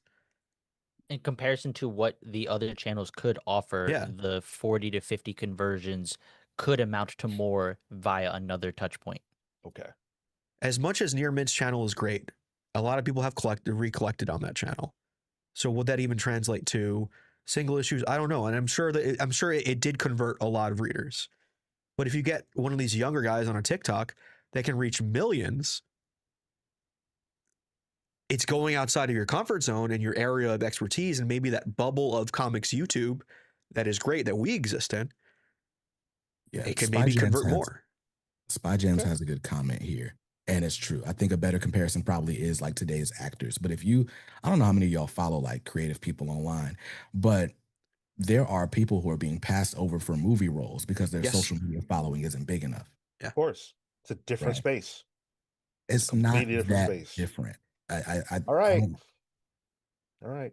I don't know what to tell you, dog. I think there are I mean, there- commonalities in a lot of creative spaces. There is evidence of what I am saying. I'll find it. Zendaya and Tom Holland, there are more people following them than read comics. Do you understand that?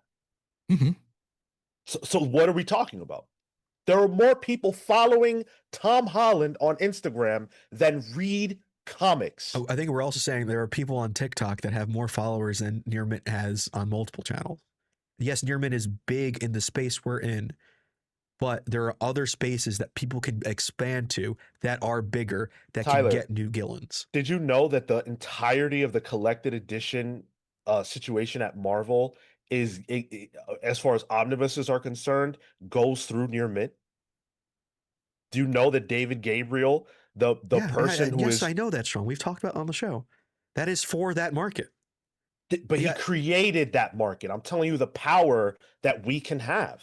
Yes, a market that is specific to a certain subset of people that are aging. That also won't exist if we can't figure out how to sell single issues long enough for them to get collected later. Single issues are selling. Or at Big the Two. very least, he's responsible for it. But to only now use that as a vehicle is limiting, because the reach, if you expand beyond that, could be more successful, could further the success that was built off his back. And Shadow Walker here says, why can't all these things be true? I'm saying they are true. I'm not discrediting what anything that Sean's saying is. I'm just saying if Gillen wants to, no, Sean, you're taking it personally. It's not that. I'm not taking it. You think I'm taking it personally? I'm not taking it personally. What you just said kind of, it felt like it. I'm fine. Don't make it personal. Okay. All right. What I'm saying is that yes, you're almost in an echo chamber by going, like, if Gillen went on our channel, went on another channel, that is a certain, that is one small targeting spot that could be of potentially already Gillen fans. You don't need to hit new comics readers as Gillen. You need to hit new Gillen readers. And if you're in a space where that is so closed off, like comics YouTube, specifically us comics YouTube, because Mullet Man is a thing that I've never heard of that has hundreds of thousands of subscribers.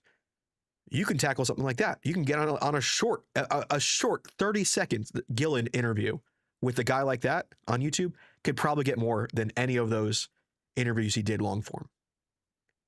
So I'm saying, like, yes, it can be true that this is good for Gillen, but there are things that could be better for creators. And it's being able to expand. That's why all of these things are true.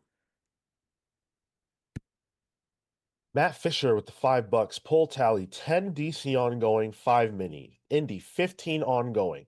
Marvel 11 ongoing, 29 mini. Sorry, I know I'm behind. I hope you know how much I value you guys. Thank you, Matt. That's very nice of you. We're halfway to our goal on the channel to play the GOAT game. So hopefully we make it there. I'm going to read through some super chats that we've gotten and missed out on. Common Sense with the $4.99, thank you. Disappointed how Boom marketed their comic outside Power Ranger and Tynan's IPs. You pals read The Last Witch? It took 5 years to release their sequel. I haven't read that. I don't even know what it is. Well, that probably helps to why it's bad. You don't know what it is. Well, Benjamin with the 20 spot. Thank you so much, brother. That's amazing of you. I've probably bought more indie stuff this year than previous, but there's just too many comics out that I would like to try that I'm not looking forward to catching up on. Starts to feel like a job instead of a hobby. It's a good point. Sometimes I feel like that. There is, especially with buying, collecting comics, being able to know when FOC is, being able to know how to pre-order your books. I don't feel responsible going to see a movie on opening weekend. You almost feel responsible because this comic might not exist if you don't actually get your shit together. If you don't go grab it, or if you don't even tell your shop to get it, or like it's something I want to read, but the continuation of it might not exist, and I might not even be able to finish it if I don't even get the. I could see a movie and it could bomb on opening weekend, but at least I've seen the movie.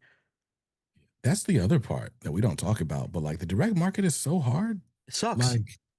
Like I got to know what I want 3 months in advance, right? Or risk never getting it ever. Like that's crazy. And so to do for the direct market to work that way, and then we're also arguing like we can just do what we've always done. Like we don't need to like go on TikTok or whatever to make things at the very least exciting for newer people. Like, and I think that's where like traditional. No one said they shouldn't ever do that. I never said that.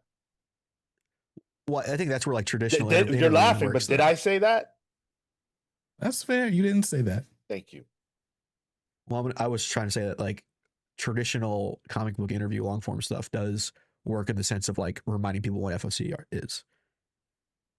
So there is a benefit for that. Reminding. Yes, like, exactly. Reminding Yeah. is different than like informing. Like Sure. so that even that just speaks to we know this because we're here already. Yep. The comical wonder, I believe points of the argument from everyone is true. Number evidence isn't always there / stagnant because it's in their community and because it's personal community. Why not reach out for more? Yeah, I think reaching out for more is great. If it translates to sales, that's even better. And I think that comic creators are working extremely hard. They are working extremely hard. The Code X station with the 5 spot. Hey pals, Jay here. I've been a long time listener. Thank you for the passion and knowledge. Makes a smaller channel like ours keep going. Oh, you're very welcome. What's your channel about? Talk to us about your channel, dude. If The you're still here. Codex station, is that like a X-Men? game maybe? console? Oh, Is No, that the Soldier Boy game console? They do comic book stuff. Oh, sick. All comic stuff. Very nice. So the codex station, like video Yeah. codex or codex? The Code X station. Yeah, Code-X station. 1.7K subscribers. Love to see it. Good for you. Yeah. they had PKJ on. I like your logo. Yeah. That is a nice logo.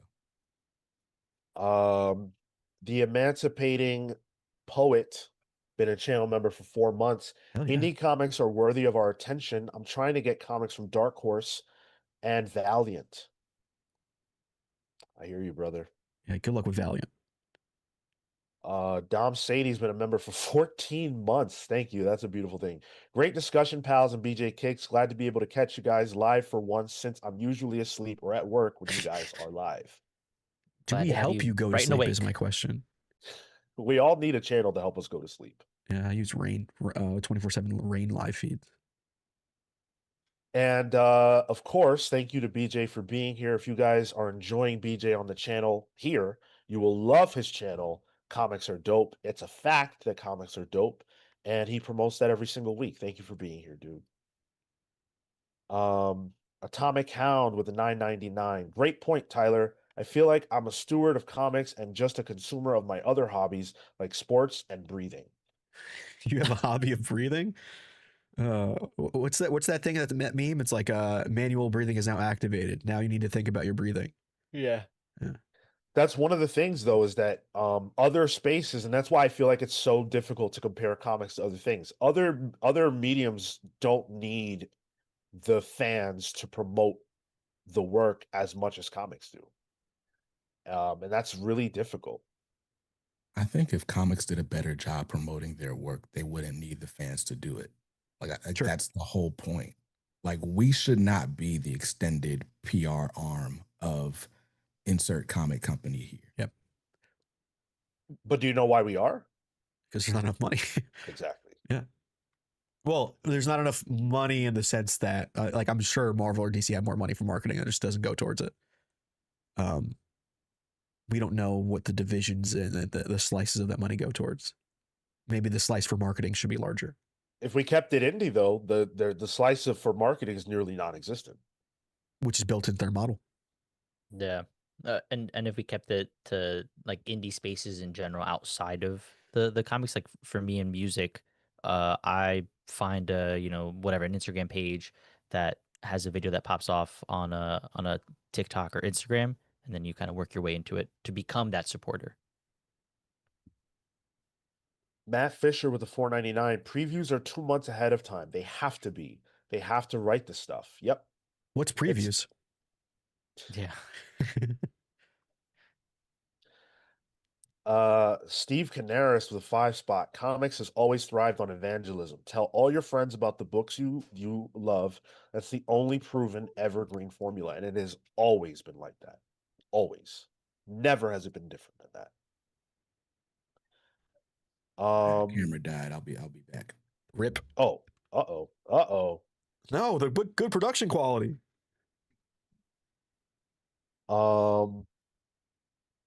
Let's see. Comical Wonder says it's a give and take of what bandwidth that community, creator, distributor, publisher, etc., is willing to push a book or get themselves to read it, especially not a heavy writer that might be common.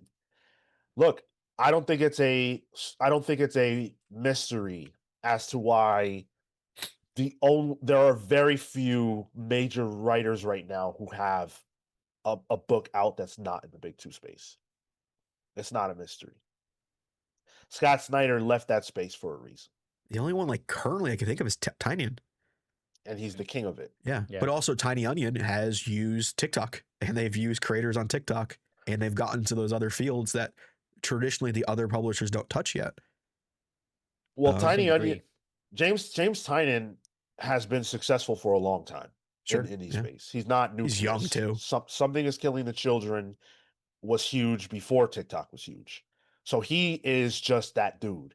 And on top of that, Tiny Onion is a great company that really is forward thinking. And yes, they're on social media, but they also do really cool things outside of that. When you buy Yeah. Tiny Onion had this little magazine that was super cool. They do Exquisite Corpses had these cards that it came Well, with. Think about who works at Tiny Onion. They're all our age or younger, you know? Yeah, exactly. They had one of the coolest looking booths at New York Comic Con. They constantly they do things that are different, and they're getting outside of that YouTube or the just the traditional long form interview sphere. Just the space, the spaces where we would otherwise exist, like this newspaper comic thing is. Yeah. I have it purely because I like the format. And It looks Exquisite cool. Exquisite Corpses is one of the few indie books that cracks the top 25.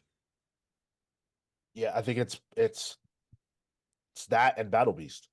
Yeah, which Battle Beast is almost a beast into itself, really. Yeah.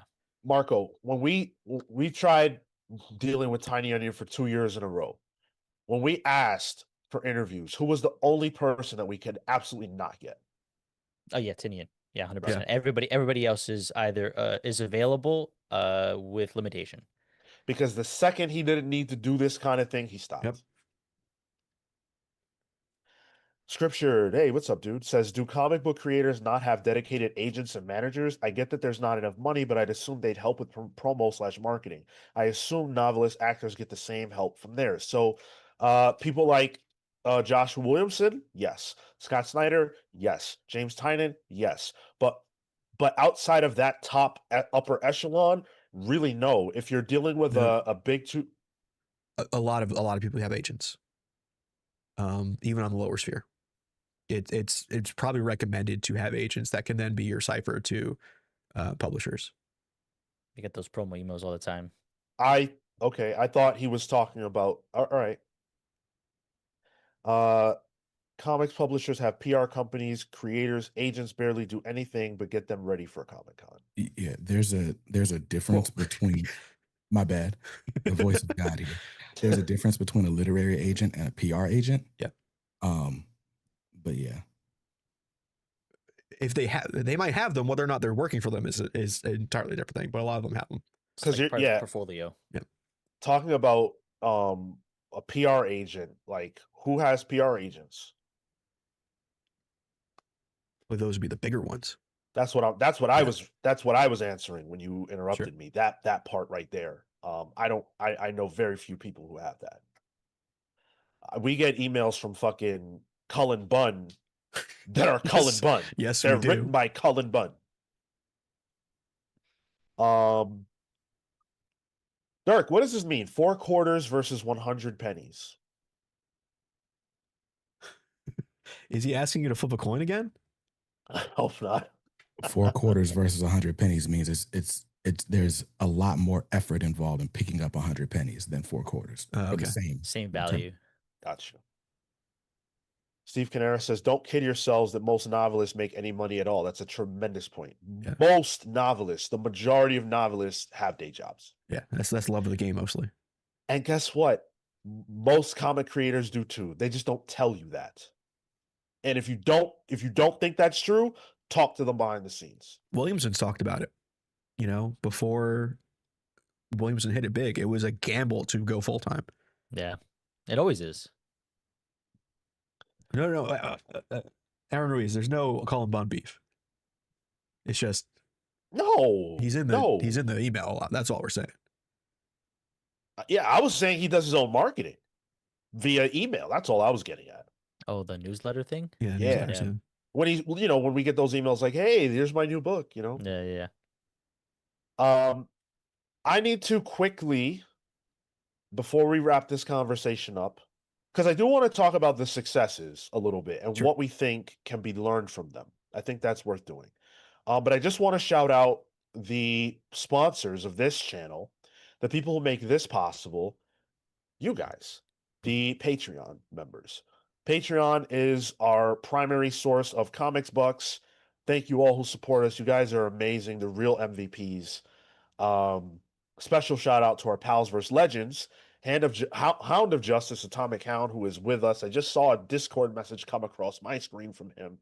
Starcross, Catherine Stars, the Spear of Judgment, Jay's Jumble, Jalen Jackson, the Sanguine Sorcerer, Safe Haven, Hayden's Hideout, Jesse and the Juggernaut, Kyle the Zenith, Entertain Me, Panda V Panda, Ted Wong, Adam Smith, Sam the Last Young Renegade, and Blur, Jekyll Jose. Thank you all so much.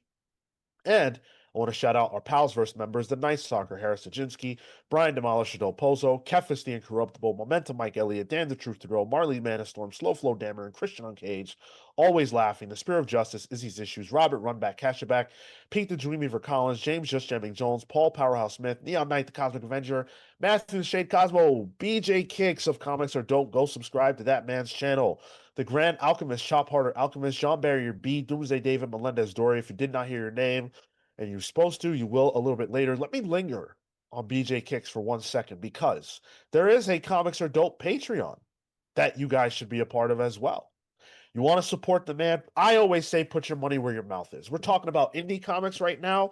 Indie comics need you to put their money where your mouth is, but indie comic channels need you to do it too. BJ, talk to us about your Patreon, brother. It exists. So patreon.com Come on, we slash just saw a whole thing about marketing, BJ. Come on. Right. Yeah, nah. Patreon.com slash BJ Kicks. The biggest advantage is that you will get early access to certain interviews. Like, for example, Sue Lee. I talked to Sue Lee months ago about The Wizard of Oz. That campaign keeps getting pushed back. I didn't want to keep pushing back the interview. So you join the Patreon, you'll see that interview. It's also just a better place for me to kind of centralize my thoughts, because trying to be on Twitter and TikTok and all the things and reach people doesn't work. But join the Patreon, you'll be a part of the community. And there are perks. You'll get shout outs on the channel if you decide to join a paid tier. And Comics Pals exclusive, starting in the new year, there will be an exclusive dope pack that gets sent out each month to a feds. Patreon patron. No? Oh, we can't call it that? I think the feds might be on you with that one. Listen, my Discord is called the Dope Fiends, against my better judgment, right? So at this point, we have to lean into Go for it. I love it. So, yeah, packs in the mail every month, starting in January. So it really is just a fun place to be, and I appreciate you if you join. BJ, will those be wrapped with a lot of plastic wrapping and duct tape? That'd be insane. No, not doing that. In brick format? They'll come in. They'll come in Gemini mailers. Got it. Okay. Super Job says, just wanted to say that both BJ and Gavin appearing on this show was good advertising, since I am now a fan of both. There you go. Hey, we can definitely say, it's not anecdotal to say, we put money in the pockets of certain creators, and I'm very proud of that. Very proud of that. Especially Marco. All your Swamp Thing sketches and shit like that. Oh yeah. All the stuff. I'm gonna start moving it behind the wall now. So let's talk about the positive part of this. There are successes. I mentioned earlier the Wyatt Kennedy, Luigi Formisano Knights book, which is getting a Netflix adaptation. That's a beautiful thing for them. We might as well just say it now. Yeah. That Grimm, 25 issue run, Stephanie Phillips and Flaviano, 25 issues in this market is incredible. Grimm launched in 2022. It is getting a Netflix adaptation from the same people who did the Wednesday adaptation. This one's going to be animated, which I think is great for Grimm, and I'm very happy for Stephanie Phillips and the creative team there. Exquisite Corpses is another big success. Something is Killing the Children. Basically, any James Tynion book is a success. Beneath the Trees. Yeah. That's a big one. Bell of the Ball book. We talked about Tony Fleek, Stray Dogs, Feral. What did I miss? I haven't gotten to those, but I have, neither. like, even Local Man was another Tony Fleeks thing, and I know Ooh. he's good, and like I hear things about him, but for some reason I haven't gotten to it, and the people I talk to read comics haven't read it.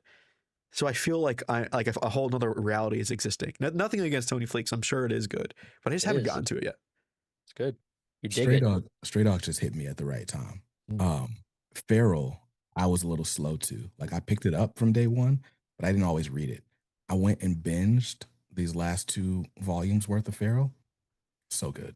So good. You strike me more as a dog guy than a cat guy.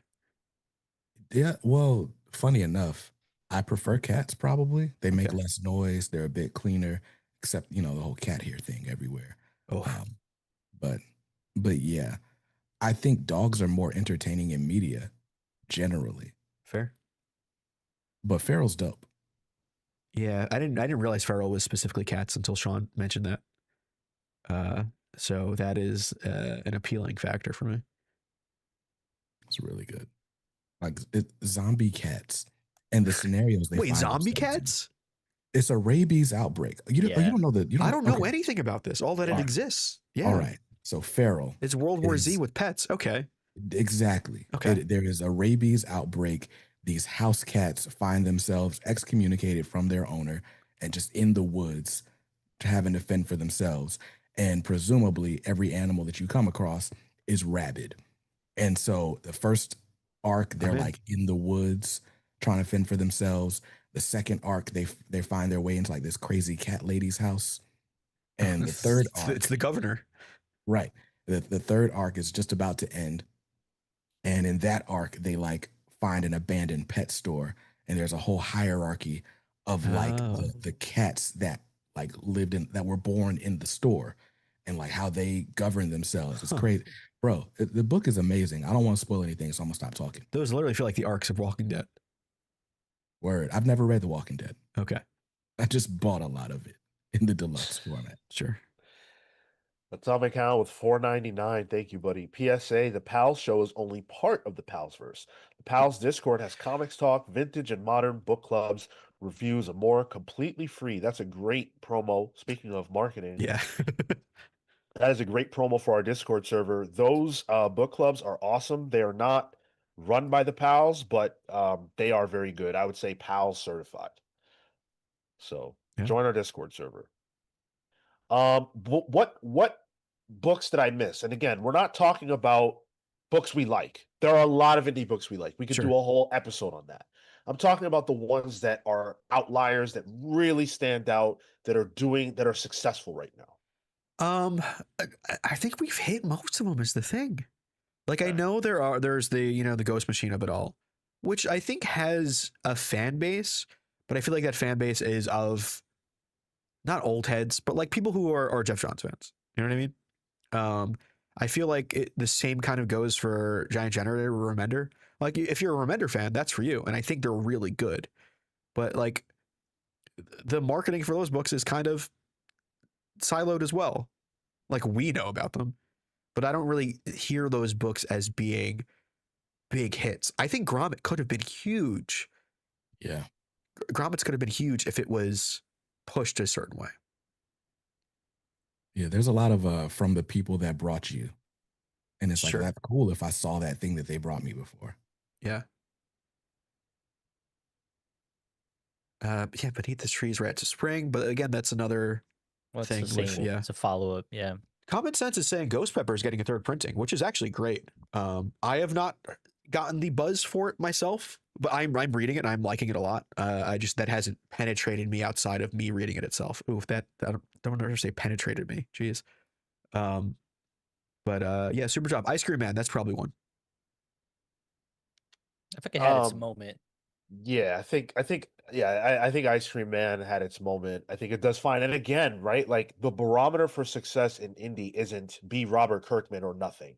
Yeah. There's definitely a middle ground in where a book like Ice Cream Man exists and is probably very viable for that creative team. Like, that's okay. Being in the top 50 is not the barometer for success for Yeah. indie.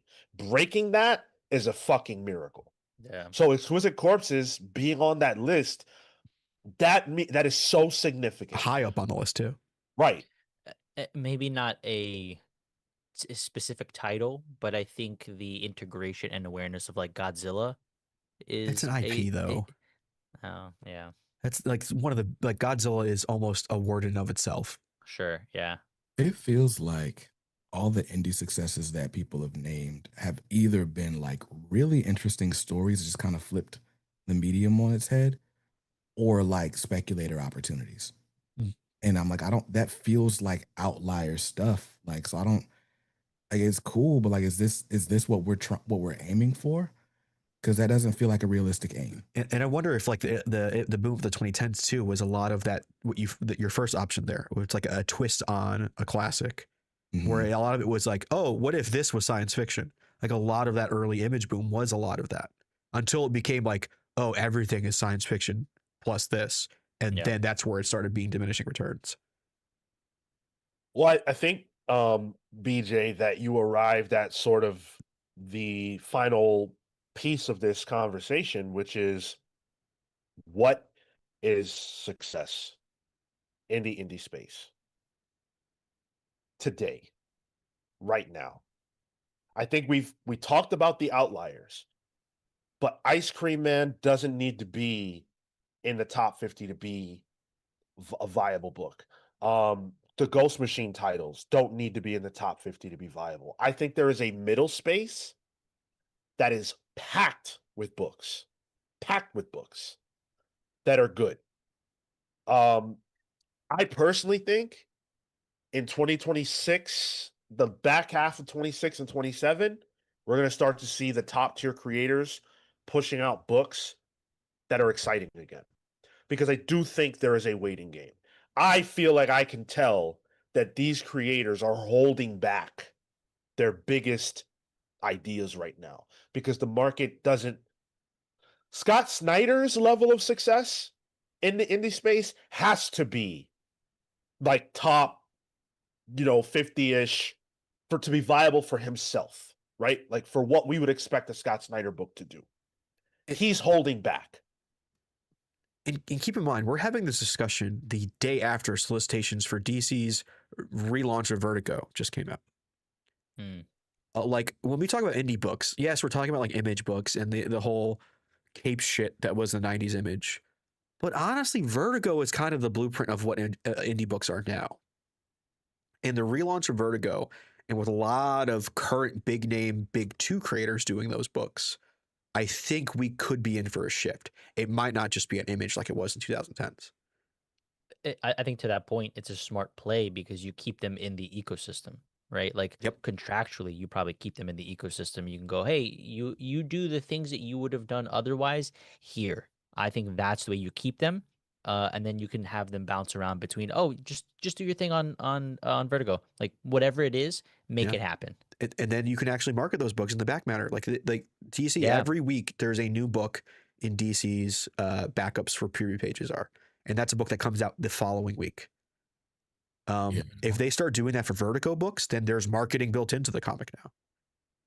There was when Tynan was having his big boom, he was DC exclusive, but he had indie stuff carved out because Vertigo didn't exist anymore. So there's a world where Something That's Killing the Children has a DC bullet on it, right? And they missed out on all of that. So that's interesting to think about. I think that's bad for comics. Oh, interesting. I think that's bad for comics. I think It's that, Monopoly. yeah, I think that Vertigo, like, obviously, I'm going to buy Vertigo books. I think they're going to be great. I'm excited for them. But in a larger sense, I think the fact that there are these indie books, indie in the sense that like they would have existed elsewhere if not for Vertigo, being Vertigo titles under DC's banner, I think that sucks the air out of the room a little bit for the indie space. I could be wrong about that. That could be proven completely wrong, but the fact that they're not using like Swamp Thing and characters like that and they're exclusively doing, to my knowledge, non-IP books, Yeah. that's a scary proposition if I'm an indie creator. Yeah, I will say it sounds like I'm from hearing interviews, there's a huge part of Tynan's business model to shop different books to different publishers. Yes. And so it's like if those people are locked up and they can only do their ideas at Vertigo editorial team is only so big. Like I do worry about how that goes on the flip side as well. And think about those slices of the pie in terms of people's cash and what they can spend it on. If it's then like, oh, these indie books that now have more eyes on it because they have the machine behind it. If my money goes towards that, then they're not going to an Image book. Then there's less Image books. And Image has the ability to put out less books. And then you get the indie space starts becoming DC indie space rather than fully independent. I can see long term how that could be scary. I think creatively and what creatives could do, like Dennis Camp has a book coming out. Chris Condon has a new Image Vertigo book coming out. Like there's some creators that are really exciting to see what they can do in the indie space that maybe haven't had the backing they would have at Image. That is exciting in the short term, but I see what you're saying, Sean. If they start to facilitate new creators, I think then that feels a bit safer. I don't know that they will because Right. they're going to need to, obviously have the bigger players there. But if there was a world where, you are either an up and comer and they give you a shot, like maybe there's a world where that plays out in a better way. Okay, I'm sorry I'm derailing the conversation, but how much bigger are all those Scott Snyder Comixology originals if they were Vertigo books? Scott Tober? Scott Tober, dude. Right. Yeah.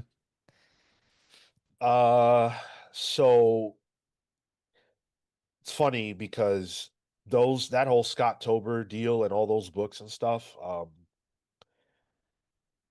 I have heard that those books actually didn't sell tremendously well. It's going to be our big push. Yeah. Yeah, And I mean, I know for me, I wasn't going on Comixology just for Scott Snyder because it was Comixology, right? And then by the time they all get trade paperbacks, again, they're just kind of buried in a sea of book market releases. And so, like, I got into Clear because I really like Francis Manipold's art, and it was a cool premise. But like, I mean, all right, not too much on Comixology, but we all have seen like a million Comixology releases. They're still putting out Comixology originals, and it's not the same. That's Kurt Pyre's whole bag. Like that, he's Comixology boy. He just got announced for a non-Comixology book. Holy shit! well, he's doing the Lost Fantasy. Lost right? Fantasy. Yeah, It's really that's right. good too. Go ahead. Yeah. Scott Tober, man. My conspiracy theory is they invested so heavily in Scott Tober up front with all those big name creators. It didn't land the same way. And during the Amazon like culling of just in general, that was one of the reasons they were recouping dollars and it went under. Question. Sean, are you still paying for Comixology Unlimited? Fuck. Hey, Scott Tober worked on someone. That shit, they made so much That's money when off you me from subscribed, right? Scott Tober. Yeah. Yeah. I subscribed for that. Yeah, and I'm every still on the hook. month is Scott Tober for Sean. Jeez. Listen, man, it's Comixology and Planet Fitness, bro. Yeah. Which is funny because like the buzz behind the scenes while Scott Tober was happening was, oh, Snyder's working at DC, right? He's doing this Ultimate DC. So like they were also just not in tune, like putting all their eggs in a basket of a guy who's obviously leaving. I want to say at various points this conversation gets intense. I love that. I live for conversations like this. This is how I have fun. So I hope you guys have had fun listening to us. The show is far from over, but the point is that indie comics are great and we love them and we need them and we have to support them if we think that they're good. So when we talk about an indie book, if there's something exciting, if you're buying that 20th DC book that actually you're like, I don't really fuck with this, put that to the side. Take that $5 and put it in the pocket of an indie creative team who's doing something interesting to you. Forget that. Super chat me. There it is. Yeah. You gotta go live. Yeah. You There it gotta is. go live. I'm BJ. I was so mad, bro, that I missed your I think it was your 5-year anniversary, right? Yeah, Or 6. yeah. Yeah. I was so mad that I missed that, bro. Congratulations. Thanks, man. Thank you. Thank you. Good I don't know shit. what to Congrats. tell you. I promoted it. I did all the things. So You did it right. Go like invite me. I want to be live with you. Invite me. What day of the week was it? weird, Sean. It was on a It Wednesday. was on a Wednesday. It That's was a the Wednesday. one day we don't do shit. Yeah. Yeah, we were all free. Damn. Wow. You could have had special whatever. guests. It's cool. It's whatever. Hey, there's always next year. I was gonna say that, like, you don't have Batman Hush 2 money anymore. That's free for a couple months. Like, you could be using that on indie books. You could be using it on super chats for Lee's channel, BJ's channel. I'm so sick of that book. I just wanted to get it out. We're gonna be talking about it later, BJ. So hold that.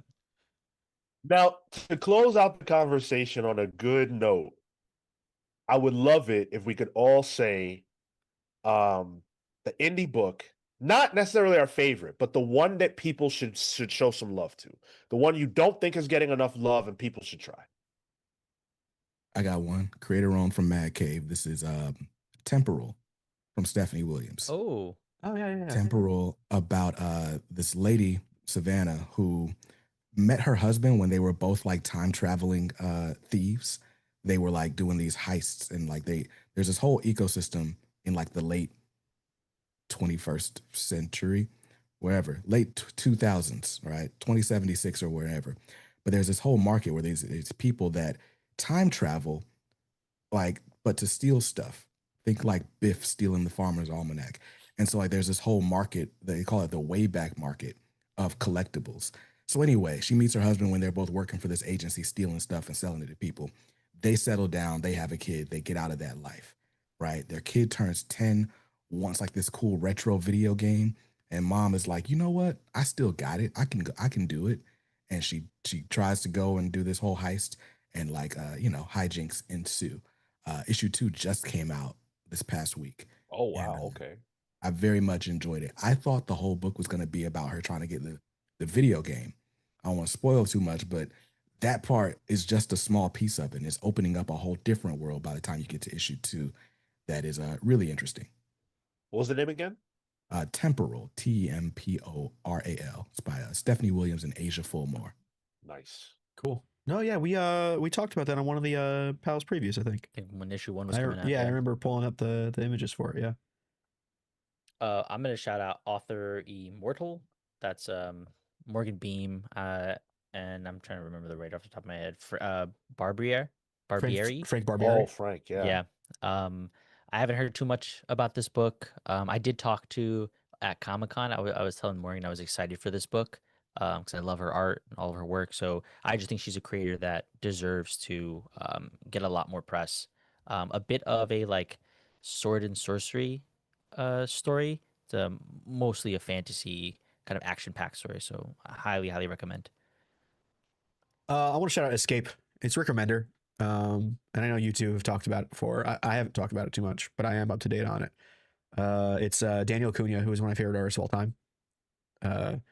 And the way that book is kind of, it's similar to Feral and Stray Dogs, where it's like, hey, here's a World War II story, except not really. It's dogs, cats, and bats. The bats are the stormtroopers. I just really like it. Remender has a way of like, especially with issue 2, getting into the backstory of our POV character and learning about him and learning about his wife and all that. It really added some like heart to this book that I just really enjoyed. Go sign that. I want to talk about another Giant Generator book, but I know people are not reading this. Tin Can Society. I have shouted that book out countless times. I truly think it's incredible. I think it's got another issue to go, It either or it, just finished or it's Yeah. solicited to finish. It is close Yeah. though. It's only 9 issues, so you can easily read this. It's by Francesco Mobley on art, Peter Warren on the words, and the pitch is there was a guy, he was paralyzed. He couldn't use his legs. He figured out, he's a genius, a black genius. He figures out a way to create legs for himself. And then he says, well, why don't I just create a whole suit of armor? So he does that. Then he dies. The story starts after he's dead. It's a mystery trying to figure out who killed him, Why? What was the vendetta? And his friends trying to save the armor because it is the only it's the only thing like that in this world. It's the most dangerous weapon on the planet. So it's a very, very compelling story, very different. It's got a flair of Iron Man, but again, that's not what the book is about. I think it's tremendous. One of the best indie books I've ever read, from a writer I'd never heard of before. So I highly recommend it. I guarantee you, if you read this, you will enjoy it. And it's cool to see Giant Generator doing stuff that's not Rick Remender Yes. as well. Yes. It's living up to that name of like, oh, it was not just going to be Rick Remender, but curation by Rick Remender. Yes. And we've had people shouting it out in the chat all day, actually, Tin Can Society. So, Oh, good. You had me a Black Genius. So Threw that in there for you, brother. Let's hit a few more comments because we've missed out on a few, and then we'll jump into other things. We've got a lot more show to do. 6K, we reached 6K. We're Let's getting some go. congrats on 6K. Yes. Big congratulations. ups. Thank you. Getting 6K primarily through live streaming is crazy. Like that's an accomplishment. I appreciate that. We've heard that a lot. Omar, I had a conversation with Omar, and I was like, yeah, our live streams generally do about like 2.5, over time, 3K. He's like, that's insane. Yeah. So really that is due to you guys that listen and show up for us. I'll be really honest. I did not think we would hit over 100 listeners live for this topic.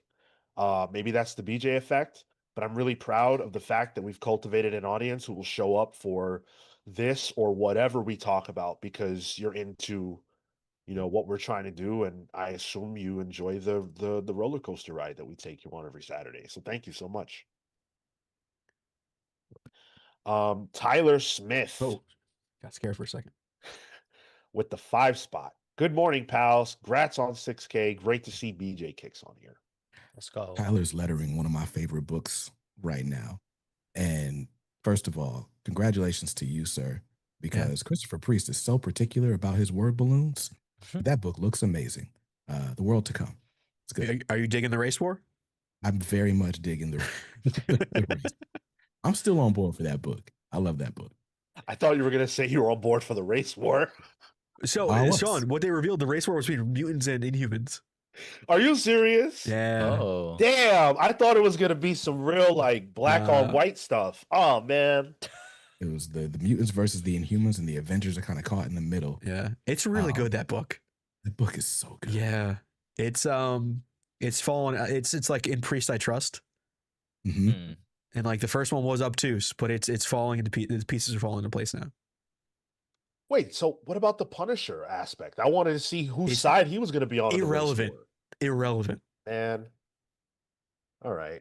Harry Potter Obama. Yes, Tyler Smith is working on The World to Come. And Tyler, I don't know if you watched the interview that Amanda Connor and Jimmy Palmiotti did on Near Mint, but they shouted you out heavy, dude. Cool. Heavy for your work on Punisher. So congratulations. That's a crazy name. Harry Potter Obama. I know what that's about too. It's the backpack. The Harry Potter Obama Sonic the Hedgehog backpack. Isn't that what that is? What? Hold on. Am I only Oh yeah, okay, I see it here. Harry Potter Obama Sonic. Yeah. Yeah. The You don't know fuck? about this like bodega backpack where it has Sonic the Hedgehog on it and it says Harry Potter Obama? God, I'm too Never. online. Damn it. Pete I'm not Collins. that deep into TikTok right now, bro. Pete Collins says, I love that I haven't heard of any of these books. I plan to check them all out. That's fantastic, Pete. Pete Collins, we should check out the Bardic Verses. You want to talk about an indie comic people should read. And Pete Collins did the Yeah. art on that. So thank you, Pete. Electrics with the 50 SEK, some support. Spin the wheel, and congrats on 6K subs, pals. Thank you so much. We actually hit our goal already for the stream. Not to dissuade you from super chats if you're so inclined, but thank you so much for making it possible for us to play the GOAT game a little bit later. I can't wait for BJ to be in the hot seat. I need that shit to happen. He's on the list. We'll see if it hits him, but Tyler Riggett. I know. I have morals. It'll be me and BJ. I'll have morals, and it'll just be me again. Oh my goodness. All right. So we've got a lot to get into right now. Where I want to take us though is our Avengers top 5. We've been doing this all month, and we arrive at our number 1, which may seem strange to you because there is still one more week left in the month, but we have a plan for that Saturday. Oh. This Saturday though, what is your number 1 Avengers character? I always like to start with the guest. BJ, do you have a number 1 Avengers? If you've got your top 5 ready, feel free. But if you've just got a number 1, spit it. I don't. I'm not the biggest Avengers fan. I'm not Okay. the biggest Marvel reader outside of the last few years, and the Avengers have not been the high point of the last few years. Yeah. But when I think of the Avengers, it's got to be Cap, right? Like Cap is like the quintessential Avenger to me. Well, my favorite's Black Panther, but he's on the periphery.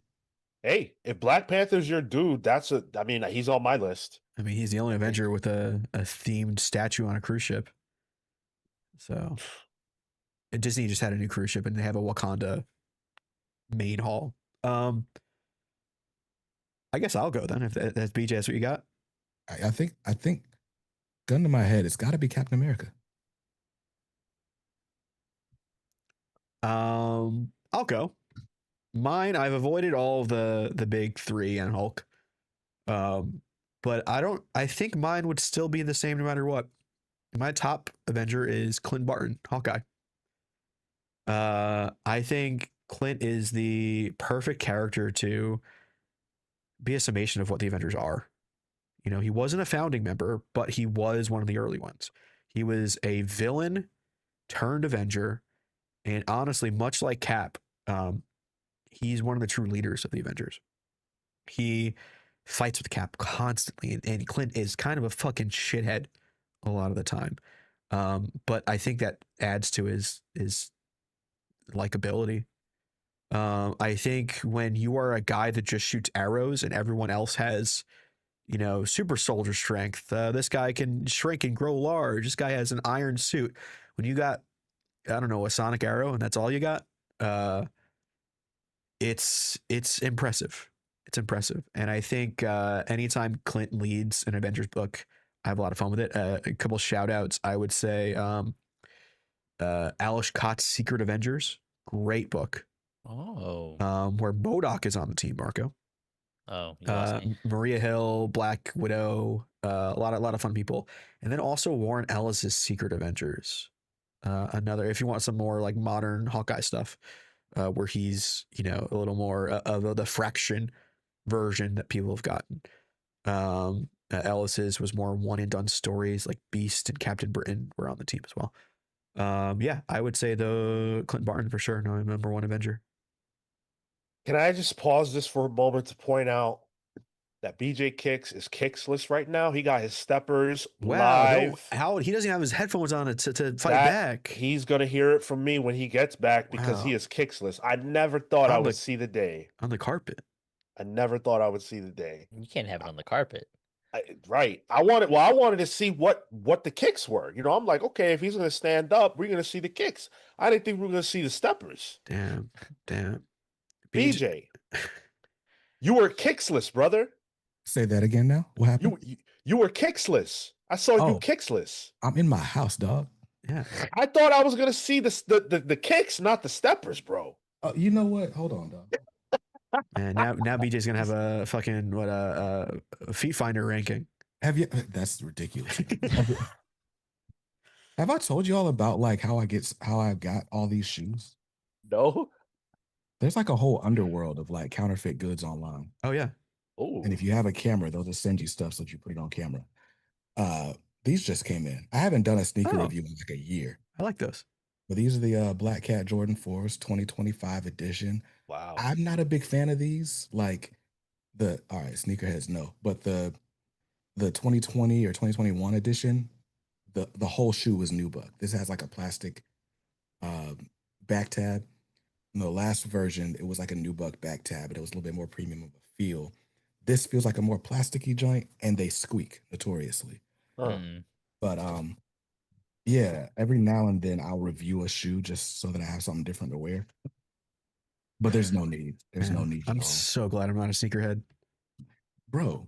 Like, first of all, Jordans are like $200, Yeah. and this pair is fake, right? You could probably get this for like $60 somewhere on the internet, and you can't tell the difference. I bought a real pair of J's like as a birthday treat for myself this year, and then I was mad because like the fake pair looked exactly the same. Yeah, there was a big bust recently with like a counterfeit company that was like a well-known sneakerhead reseller. Like these are Yeah. the ones that people, the sneakerheads were going to and influencers were using, and they were just busted for having all counterfeits. What? Yeah. Yeah. So like, Amazing. fun fact, it's not illegal to own counterfeit goods. It's illegal to sell them. Yes. So I got a whole storage locker full of stuff that I can't get rid of because it's illegal to sell it. I used to have Timberlands growing up. Yeah, no, today's fakes are crazy good. Like when I was in high school, the fakes were very obviously fake. Now it's scary hours out there. I wonder if Hound's still in chat. Were He counterfeit comics ever a thing? He left. Oh, surely you can like print and copy. Yeah. Well, but also they're like what, a nickel? Yeah, I Right. guess, yeah, they're just made to be disposable. Yeah, that's true. Yeah. Marco, your number one Avenger. My number one is Captain America. I think he just feels like the quintessential leader. I anytime I imagine the Avengers, that's just who's on the team. Founder. I think from like an archetype perspective, super serum and becomes an American icon, and I think that something there just feels right for the team, for its history, for its longevity, for what it means. And so I think, yeah, for me, number one, easily, far and away is Cap. It just makes sense. I'll make it 3 out of 4 because my number one is Cap as well. Captain America. If it wasn't for Jean Grey, Captain America would be my favorite Marvel character. Huh. I just love him so much. I love what he stands for. I love how he never stands down. Um, and I think it's amazing that this dude who was a pipsqueak, just like I was when I grew up with asthma and all that, his real power, even though he has a super soldier serum, is his will and his never give up attitude. He's an amazing strategist, tactician, the guy you want at the front end of any conflict, because not only is he going to get you through it by telling you it's going to be okay, he's going to kick ass. And if there is a grenade, he's going to get down on it and protect you from it.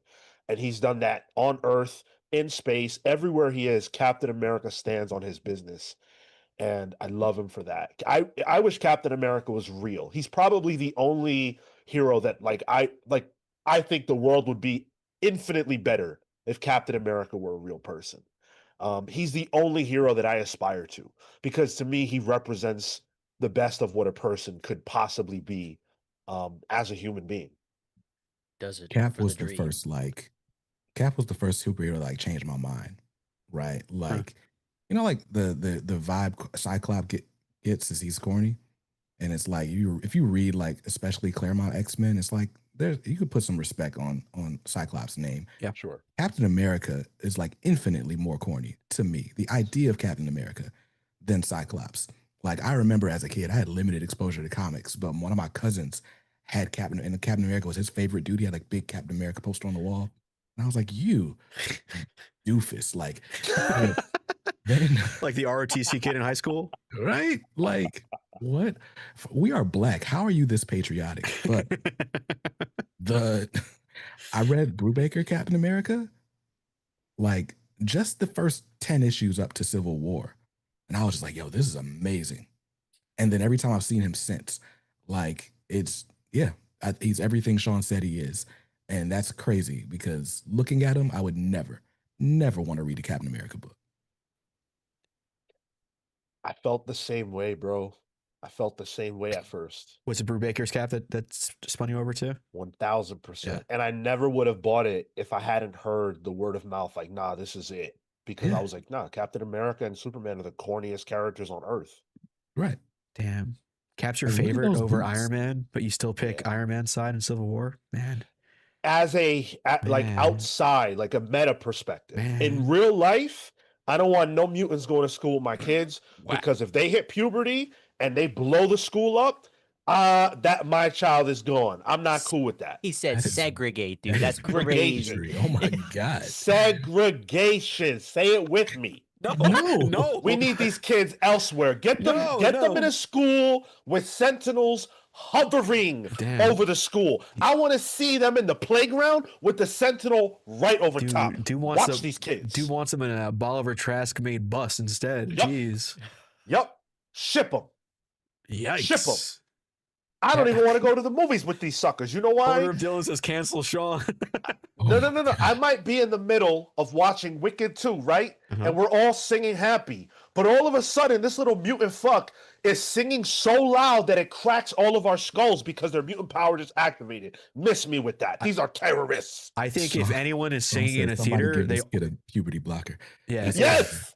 That is wild. Okay, so pro segregation, but no, but also pro hormone treatments. Yes. Interesting, huh? For mutants only. There's That man is there's pro politics for eugenics. everyone. He's pro everything. I'm pro. Yes, I am pro eugenics. Get that mutant gene out No, of here. don't clip that. Cure Get it. that. Cure Get it. it out. Don't clip that. Yeah, Near says wait until Sean's kid's a mutant. Yeah, Then will my you whole still love your opinion mutant changes. child? Yeah. Because it No, affects they me. might kill me. They You might won't- kill me. You won't love your mutant child? All right, BJ, hear me out, bro. Let's say I got a mutant kid, right? I'm sleeping at night. I'm with my wife. It's Visibly beautiful, right? mutant. We're gonna say that too. It don't matter because check my scenario. We're in bed, sleeping. All of a sudden, there's an explosion Okay. because my kid just lit on fire. Now I'm dead. My wife is dead, and I'm fucking pissed. Kid, you You're killed not me. pissed. You're dead. I'm pissed Why is it always an explosion mutation? there's only because that's what happens. no. You what? Beak is fine. He's just ugly. But Oh. there will be the occasional explosion. Look at Ultimate X-Men issue whatever that Bendis wrote where Wolverine had to go gut that kid in the mountains because he blew up and killed everybody in the school. That kid deserved to die. Wolverine did the right thing. No, you rehab Blood him. for blood. Oh my God. Jeez. This is God. amazing. Professor X sent him on a mission and that mission was accomplished. That kid had to go. Sorry. This man reading comics all these years and completely missed the point. That is amazing. He's like, man, Stryker really has some moments. Listen, them kids is dangerous. That's something going for him. Jeez. I'm scared. Oh, I don't want to be. I don't want to be in the. I'm scared. Look, if I go to the movie theaters, there could be somebody there with a gun, right? That's a reasonable consideration. I don't want these kids to have powers. I'm trying to watch Wicked too. Ariana Grande, come on. So next week, everything I just said is a joke, by the way. Next week, That's how you Not get away really. with it. Yeah. yeah. But clip it outside of context. Feel free, chat. If you clip it outside of context, I'm gonna clip the part where I said it's all a joke. That's not how the internet works. Well, I know. listen, I'll be a reply guy. So next week we are going to tell you who the greatest Avengers are definitively via one of our world famous, totally official tier lists. Oh, Ooh. I got to prep. You got a week. Okay. So gonna be glad it's fun. I'm so glad it's a fifth Saturday. That's You don't why want to we're doing be the tier here list. for that? The hilarity? Can't do it. It's I'll fun. be in the chat. All right.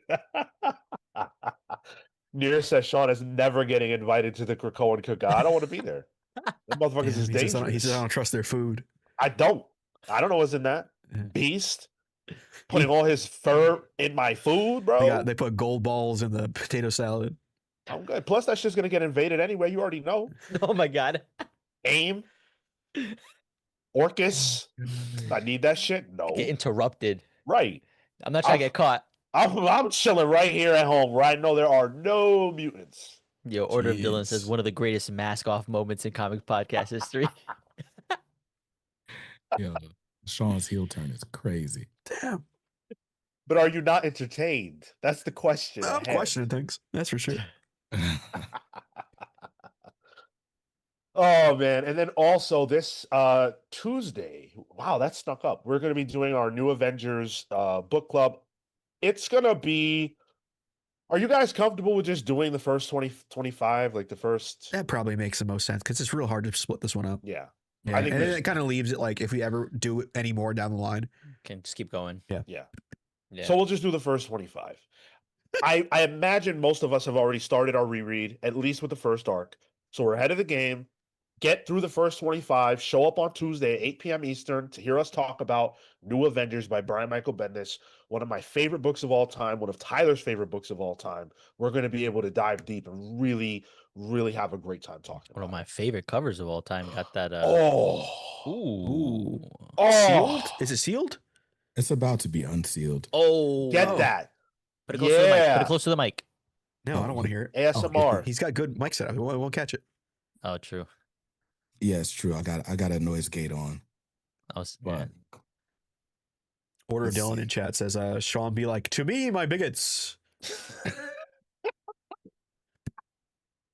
listen, between that and being a winter soldier, like I don't know if I could trust Sean at all. Segregationists assemble. That man said segregation now, segregation tomorrow, segregation forever. You know what it is, BJ? I have Irish in me. That's what it is. I'm part Irish. damn. It So- comes out. It comes out when mutants come out. As an Exactly. Irish person, I'm offended. Well, you know, Irish people are offensive sometimes. BJ, have you ever read this before? No, you know what got me interested in this? I've read pieces of it, but I finally read Civil War earlier this year. Mm. And I feel like Civil War does such a great job of pulling you into the whole Marvel universe. It's like, I want to read all of this. Welcome. Which is almost the exact opposite of how I feel about most comic events, especially Marvel events. I'm like, I don't need those tie-ins. But for this, I'm like, listen, I need to know what was happening for the last 2 years. Like the Spider-Man stuff in Civil War, I was like, yo, I gotta have. And so yeah, this Avengers and all that. I was like, I need it. I like how that's like a universal truth. Like Civil War is the first hit. Yeah. And then you just get into the Bendis side of stuff, man. The Bendis stuff after that is just like, I know Civil War is Miller, but the Bendis stuff directly afterwards is off. So good. I think you're in for a ride. I feel like that's a quintessential like comic book superhero big two ride. Yeah, cherries popped. Hell yeah, dude. Enjoy the ride. And I hope you will all join us Tuesday to have that conversation. Dirk Manning says, Sean, the Red Skull Barkley has entered the podcast. Look, it's only about one group. It's not everybody. It always starts there. What about when the Inhumans have another territory mist outbreak? They got to go too. See, exactly. Oh my goodness. Common sense said, I do believe Civil War permanently ruined the New Warriors' reputation. Even Sean didn't know who the New Warriors were before he joined. Sam. Even Sam didn't know who the New Warriors were before he joined. I mean, I don't even know what was happening with. I mean, I know they were like They popped it all off. There's Scotty Young book, right? Wasn't that like Scotty Young way back when? Yeah, they were trying to be like the equivalent of like YouTubers at that time, which and they it's should like- have been expanding to TikTok as well. It was before it was a different time. Yeah, they were Should've been talking. live streaming. They were ahead of the curve. Yeah, they were live streaming. That's Oh, the wait, thing. you're right. Yeah. Yeah, they were ahead of the curve, and they paid the price for it. See. Yeah, fucking microbe got. Jeez. All right, let's get into a little bit of news here. There is a little bit of news to talk about. We're going to start in the X-Men space because X-Men United has been announced. So this is going to be in the Shadows of Tomorrow era of X-Men, if you will. And that's coming post Age of Revelation, which ends in March. This book is going to be about basically the reuniting of the mutants and creating a new school where you're going to see all the major characters that are central to mutant stories like Wolverine, Magneto, Storm, Beast, Rogue, Emma Frost, everybody. You look at the promotion, the wraparound cover from Stefano Caselli here. It's got a who's who of mutants. The creative team on the book is Eve Ewing, who's coming off of Exceptional X-Men, which in my opinion was exceptional. Yep. With art by Tiago Palma, who is coming off of New Avengers. Okay. Yeah. Tom Brevoort said, Grey Matter Lane is a place where all of the major players in the X world will come together to fight, hook up, and hash out their differences. There will be action, drama, faces old and new, and dangers galore. Which young mutant is critically injured? on the first day, probably due to some mutant power shenanigans. I'm telling you, these people Oh, are jeez, dangerous. no. Don't do the Um, Trump hand signs while you're doing that. Jeez. And Many such cases. which X-Man is responsible? I wonder. What secret is Ooh. uncovered in Sinister's lab? Probably one of those blue-skinned ones is what Sean's saying. Yeah. What distance separated couple rekindles their connection? And how far will Cyclops go to bring the whole endeavor to the ground? Don't like that we got this secret is uncovered in Sinister's lab. Don't remind me. Yeah, I didn't love that part. I mean, that's kind of a tie-in to what Eve was doing in Yeah. Extraordinary, though. So I think out of the big three X-Men books that came out for From the Ashes, it was Uncanny, Adjectiveless, and Exceptional. I think in terms of like just like a classic X-Men feel, Exceptional was the one. Yeah. It was very writ small though, because it was such a small core cast. But it had the idea of traditional veteran mutants teaching the new section, and then with drama and romance and all that stuff in between. So I think Eve is the perfect person to get to do that on a bigger scale with X-Men United. So I'm actually really excited for this. I don't know who we know Wolverine, Magneto, and who else did they mention, Sean? Beast, Beast, Rogue, yeah. Storm. They're going to be doing like the teacher roles in a way. And Emma is front and center on the cover. She's kind of front and center for Exceptional X-Men as well. Distinct lack of Kitty mentioning, and which is interesting. But yeah, I'm excited for this. I think this is what I want an X-Men book to be right now. If we're not going to have Krakoa, at least bring me back the idea of the school. Yeah, and it seems like she's on the cover because she's next to like was it Lockheed? Yeah, Lockheed, Okay, yeah, I only have the slice cut out for yeah, myself here. And Emma, front and center. That X boob window. Dude, and then Rogue got. Yeah, turned why is around Rogue got to show her ass on this cover? Like, I don't know, what's the dude. deal there? Okay, Gail Caselli's- Simone I saw this, herself yeah. said that with a cake like that, you got to share it. Gotta get a slice. It's just weird that literally everyone else is facing forward. Yeah. There's got to be a Like- thematic reason for that. Yeah, Yeah. yeah. Like, why turn around? I mean, either we think of the subtext or we agree with Gail and we just talk about the backstory. That backside. Yeah. Hell yeah. This is exciting. I think Exceptional was similarly the one book that stood out for me and that I had a lot of fun with. I'm still catching up because I'm doing it on the few months delay with Unlimited. Oh, Um, nice. But otherwise, yeah, real good. Yeah, Marco, I rage sorry. quit the X line, so Exceptional was not the exception. Although I kept buying it. What? Typical comics fan. Yeah, I didn't want to drop it in the middle of a story arc, and I knew Ironheart was going to show up in an issue, so I bought it all the way through issue 12. But I stopped following the From the Ashes era very early into it. The Ironheart arc is pretty fun too. Oh yeah, yeah. Marco, are you inherently interested in what's happening in the X space? Not really. Like all the stuff that currently, no. But I'm following the creators that I thought did a good job. Okay. Like that gives me more faith than anything else. I will only try an X book because Eve is on it. So is that the only one you're checking for at this point? Yeah, for now. Okay. Yeah. For me, I echo everything that Tyler said. This is what I want. I'm tired of the siloed teams. I don't need that. I'm tired of the descent. It doesn't feel organic. Coming off of Krakoa, there's nothing that gave me the impression that these characters would segregate themselves from each other. So I see every reason for them to unite, and I couldn't be more excited. I love that it's Eve Ewing getting her.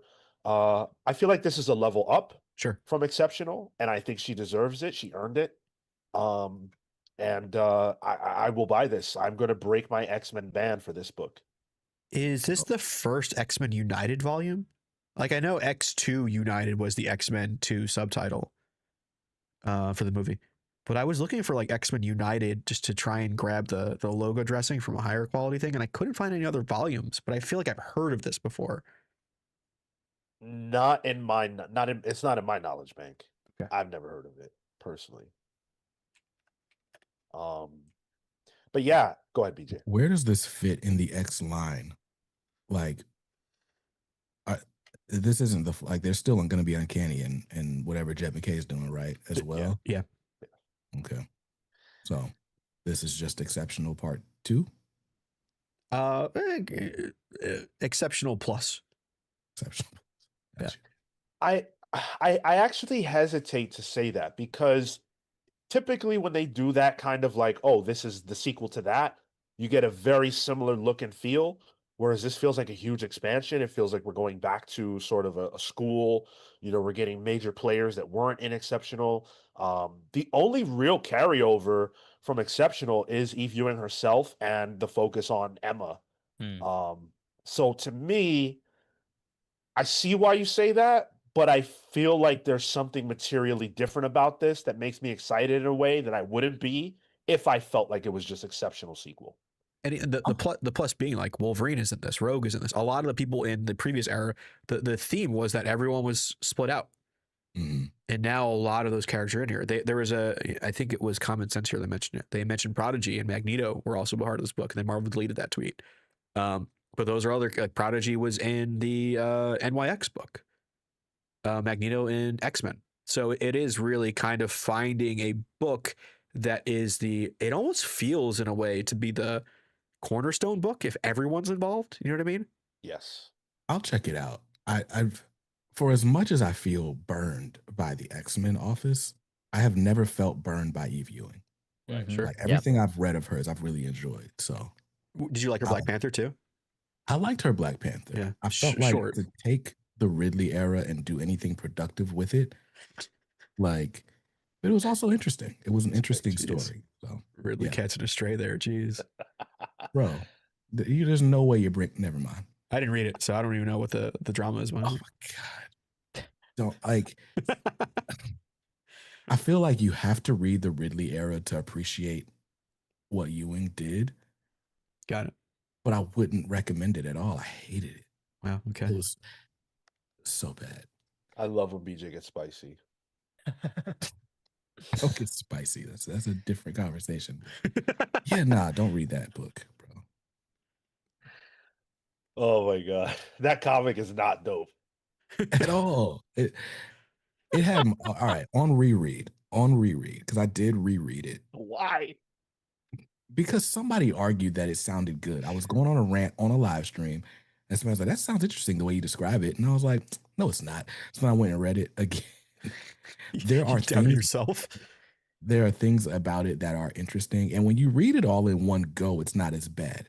But reading that book month to month, it was just the theme of the book was T'Challa hates himself, and everyone else hates him too. Nice. And it ends, spoiler alert, with that man exiled from Wakanda. Mm. Like, Okay. it is insane. It is insane. There's a meme of Captain America just repeatedly punching that man in the face. That kind of just encapsulates the whole run. I remember hated that. that. I was I reading hated that. it. Yeah. Oh, Yeah. God, it was so bad. It was so bad. It I was so checked bad. out ASAP. Once we got to that like area, I checked the fuck out. I was like, yeah, I'm good on this. I read the whole thing, but what it sets up for Eve Ewing is like T'Challa doing these covert ops things and like being involved like adjacent to politics without being discovered. And like there's some really cool stuff that Eve did with just, I think she only got 10 issues, maybe 15. I can't remember. Hmm. But really cool stuff she did. So all that to say, I'll check out our X-Men. Well, March 11th is when you'll be able to cop this. So I'll be seated. I'm looking forward to it. I'm going to break my ban for this book, really for Eve Ewing more than anything, because I think that her talents are worth it right now. So Yeah. we got a super chat from Just Unseen for $4.99 who says, I think people confuse Sean's passion with being disgruntled. Happens to me as well, but it just shows how passionate we are about comics. I agree. I think it's a black thing partially, but I am an extremely passionate person and I like to debate. So, contrary to what Tyler said earlier, none of it is ever personal to me. I just really enjoy intense conversation because I think from intense conversation comes intense reality. And I think that whether you agreed with me or not, we were able to arrive at some really compelling points that happened through Force. Yeah, there was just a point where you were ignoring reality in those conversation, though. Like, we'll run it back. We'll run it back. Run it back, bro. Run it back. What did I Run it miss? I just back. went to piss. Jeez. Nothing. I was just responding to Just Unseen super chat. We were talking about how personally Sean takes things when he's wrong.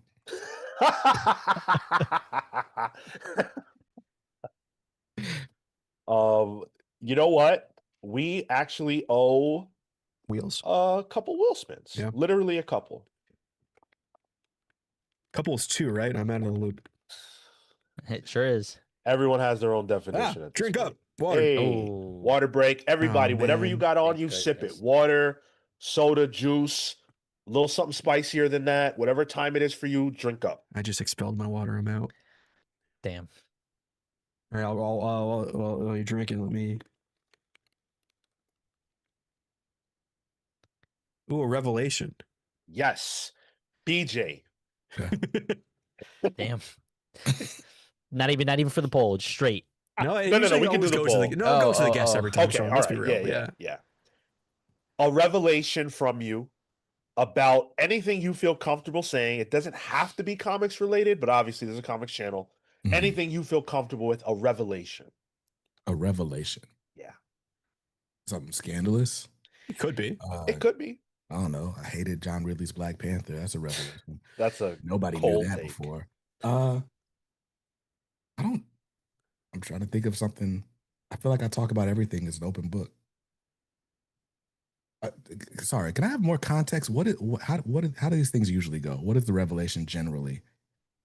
So we've done revelations from like me explaining why I got married in World of Warcraft to, another one I had was like I hadn't read the fucking Dark Phoenix until we did it for a book club, even though I'm the biggest Phoenix fan. So like stuff like that. Got you. Okay. Let me find something scandalous. That's You want a something I moment? haven't read that somebody's gonna be mad about. Escándalo.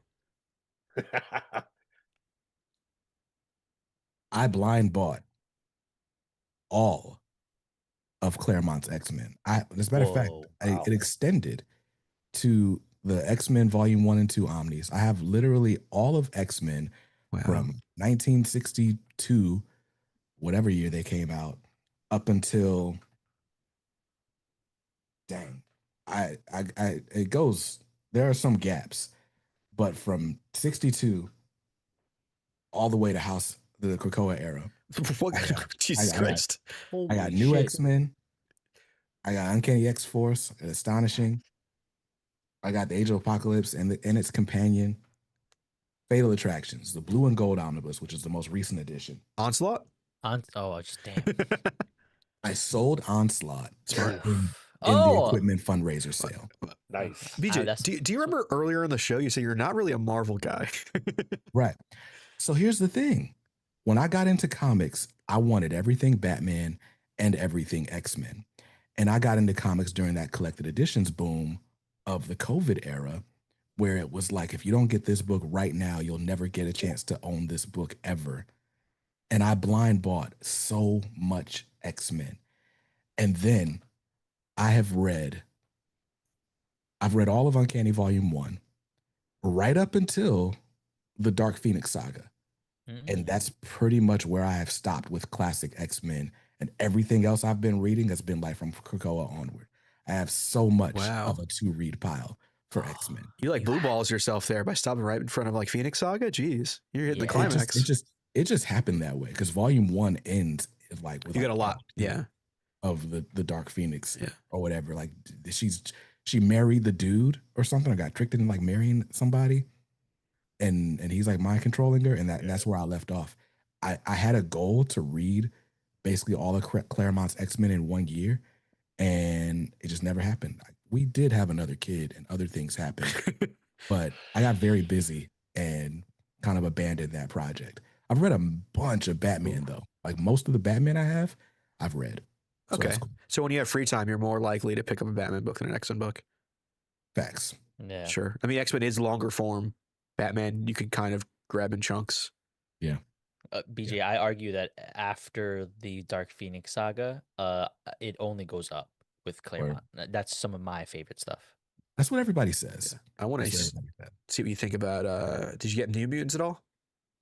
I sold New Mutants. Oh. I had New Mutants. I sold that too. I New decided Mutants. to stick to the main X-Men. No Gen X? None of that. Oh. I sold my X Factor by Peter David. That'll be reprinted though. Like you don't have to be worried about that. Like X Factor, yeah. I'm not really worried about any of it. Like the whole thing taught me that I should stop just buying books because people say they're good. And I gotta like figure out some kind of system for checking out older stories that does not include buying $100 book. I read digitally, and the stuff that resonates with me, I buy physically and collected. Yep. That's fair. Yeah. So I have a wish, and I think that one day this wish will be granted. I really do believe this. I want to hear BJ Kick's curse. And I think that one day I will hear that. Why do you think that? Because we're friends. And one day I'm going to bug you enough and you're going to curse. Wow, the Deadpool method. That hasn't happened in quite some time. You haven't said shit. When was the last time you said shit? I got kids, dog. I can't. Yeah, he's got to. You deal with it all the time. Yeah, like it's very like rare is not. It doesn't do it justice. Like between being a glorified Sunday school teacher to having small children around me like at all times of day, like I just kind of rewired my brain. It doesn't work that way anymore. I need help with that. I showed up at a Friendsgiving with a whole bunch of kids there who could talk now. And the first thing I say when we get in is like, "Oh, you see that Trump blew Clinton?" Like that's, and the parents are like, "Whoa, hold on!" I'm like, "Oh shit, sorry, this kid's here." So yeah. Oh shit, fuck, wait. Yeah. That's literally what I did. I'm like, "Oh fuck, sorry. Oh shit." The closest you might get, like if I get like around some of my college friends, you might hear a few N-words flying. But even that is so rare. BJ, you got to give me one for the one time, bro. You're alone right now. You can't make him break his oath. Yeah, I'm good, dog. I'm good because that'll be the moment you clip. And that's the one that goes viral, and then his kids see it eventually. You know, it's gonna happen one day. It'll happen at a convention. It may not be live. I may not have audio footage, but I will know that BJ Kicks cursed, and that's gonna make my life. We got to get BJ to the IDW after parties in New York Comic Con with a couple of those free drinks. I went to I don't drink. That's the other thing. I went to a that's even after harder, party at last year's Comic Con. And that was just, first of all, I don't know how much you're supposed to say about these parties because, like, I mean, I wasn't on the guest list. I just got kind of thrown in there. Fight Club, yeah. But I'm in the room, like Sean Gordon Murphy's in there. A bunch of creators are in there, like trying to network with one another. And then Chris Claremont walks in. And like the whole room just descends on that poor old man at like 1 a.m. Like, oh my gosh, what's up? And everybody is so drunk. So drunk. And I'm just sitting there like, hey, can I get another free cherry Coke? Like it's man. Chris Claremont shows up at 1 a.m. He was like, he's big dog at the party. Jeez. It was so hilarious. Like, and he's just there looking like Chris Claremont. Got his little polo jacket and button up and like just he's just sweater there. vest. Like, why are you not asleep? He works, dude. Comic book industry parties are phenomenal because you don't know what you're going to see. We saw a particular creator who we won't name killing it on the dance floor. Yeah. My man was going hard as fuck. And it was amazing. Yeah. And then we were at another situation and James Tynan, who is like a great guy and everything like that, right? But a nerd, you know, like look at the industry he's in. He walked in that room and it was like John Gotti walked in the room. He had a squad, he had a posse, and these were some bad motherfuckers. Like they came in the corpse crew. Yeah. I felt like he had his what's the word I'm looking? His groupies. Marco, were there some groupies? Those are creators, Sean. Those are I don't know if they all were. Marco, Come on, what did we see? Because it was just me and Marco. Yeah, we walked in and was like, "Yo, this guy fucking mobilized." Like people Oh, strolled yeah, in with him. that's when I was talking to Straw Hat Goofy. Yeah. I Yeah. got when I met Sean Murphy, it was like, first of all, it was the loudest club ever with like these two rooms. So like there's the bar over here, and then there's like this weird dancing situation here. And like some dude with like a sparkly glitter top came in. Just the craziest stuff. But in the middle of the two rooms, there's like a little arcade one-up scenario. And so I'm like, all right, well, these people are drunk. I'm just gonna keep playing. I think it was Street Fighter I was playing. Nice. And somebody's like, oh, let me introduce you to somebody. And I turn around and it's Sean Murphy. And he's like, Yo. oh, sorry to interrupt your game. And I absolutely lost in that moment. And like I could tell from his face that I looked annoyed. like this is not the response that he felt like he was gonna get in that moment. And I was like, yeah, I probably won't ever interview that guy. I gotta send you a clip, BJ. I'm gonna send you a clip that you're gonna love. Oh, yeah. That's my Oh, favorite clip God. too, Sean. Uh, We I'm took gonna a send picture. that to you. We took a picture. It was great. yeah. He's an interesting fellow. Yeah. Would love him on the show, though. Oh man, I would die to have Sean wanna Murphy on this podcast. Talk about housing. I want to ask him about that clip. Ask him about certain ethnicities. No, wait, no, Martin, what are you talking about, Marco? I don't know what you're Sorry, talking I about. want to ask Sorry. him. I want to ask him what race Marco is. Yeah, what time is this over? I kind of got to go. I thought this I'm was so over. sorry, bro. All right. We already talked about DC's. Well, by the way, BJ, if you got to run, man, you're free to go. Yeah, If you, he's avoiding the topic. but DC is bringing in a bunch of outside DC characters for a one shot. We talked about that a little bit, but we didn't know details. Now we do. So DCKO Boss Battle is going to be a one shot written by Jeremy Adams. It's going to have several artists a part of it. Ronan Cliquette and Carmine Di Giamenico are the ones we know right now. It comes out in February, and it's got a Jamal Campbell cover. This is introducing a scenario where at the end of the DCKO event, like near the end of it, they don't have the ability to generate enough Omega energy to get to the end of the tournament. So in order to generate it, they need to go outside of DC's universe to fight people to get Omega energy generated. So those characters include people like Sub-Zero from Mortal Kombat, Homelander, Annabelle, Vampirella, Samantha from fucking Beneath the Trees. Yeah. A very eclectic group, and I don't even know that those are all the characters who will be involved, Yeah. but those are the ones that have been teased. And I think I read somewhere it's Joker fighting Annabelle, That's crazy. Interesting. which is wild. But I think that was only rumor, or one of the creatives said something about it. But I'm Yeah, gonna say this and I'm gonna go because like that is fun. Just the idea of companies playing so nicely together is fun.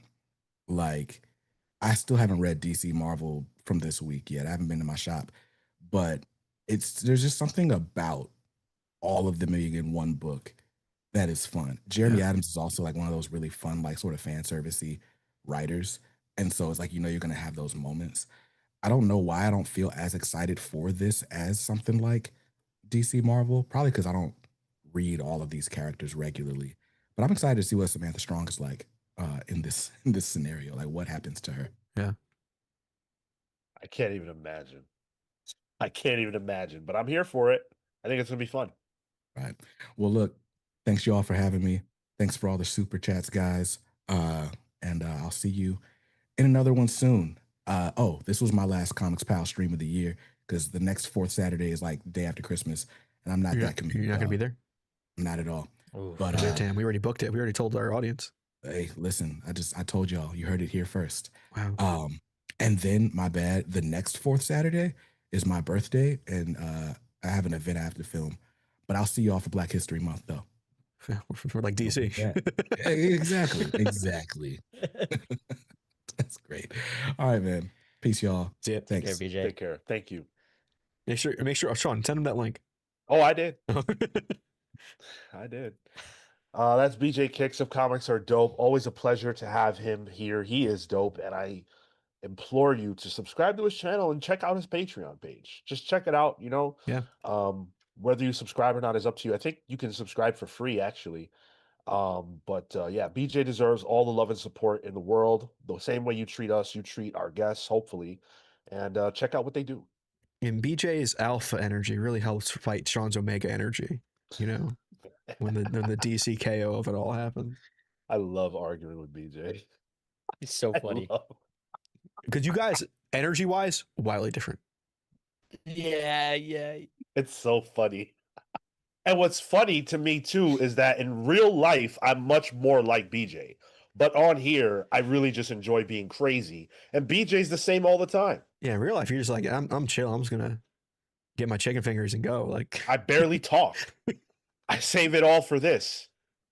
Ask my friends. I don't really talk that much. that's a wild thing to say. Take your I don't chicken talk fingers that and go. much.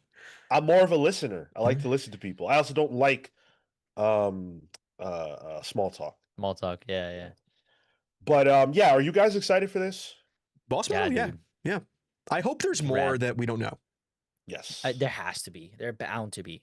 At least one. Yeah, well, it's just gonna be like Scorpion. Like, So who would you want? oh, A Power Ranger. No, okay, Kale. I think that would be hot. That'd be cool. Only if it's a Megazord. Oh, that's even better. This just Well, sounds like just- Fortnite now. But the Justice League do have a Zord. Ooh, That's true. I want Birds of Prey fighting Huntrix from K-pop Demon Hunters. Now, that would be a huge crossover. Yeah. That would be pretty huge. Yeah, where's be the comic of that? We're missing out. That wouldn't be hidden. That'd be like front and center. Yeah, that would have its own. Yeah. Yeah, There's probably a fight right now on who gets rights to it. Yeah. Who do I want to see? I think like I don't really think about this kind of crossover stuff too much.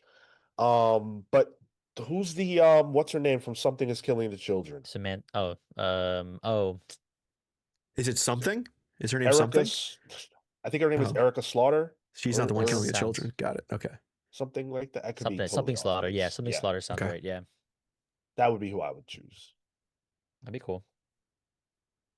I don't want something like the bride from Kill Bill. That would be crazy. She's in Fortnite. No, I think that's why it's front and Wait, center. really? Not only that, I think Tarantino filmed something new. Well, there's 7 minutes of additional footage in the re-release. What? Yeah. It's the Lost Chapter.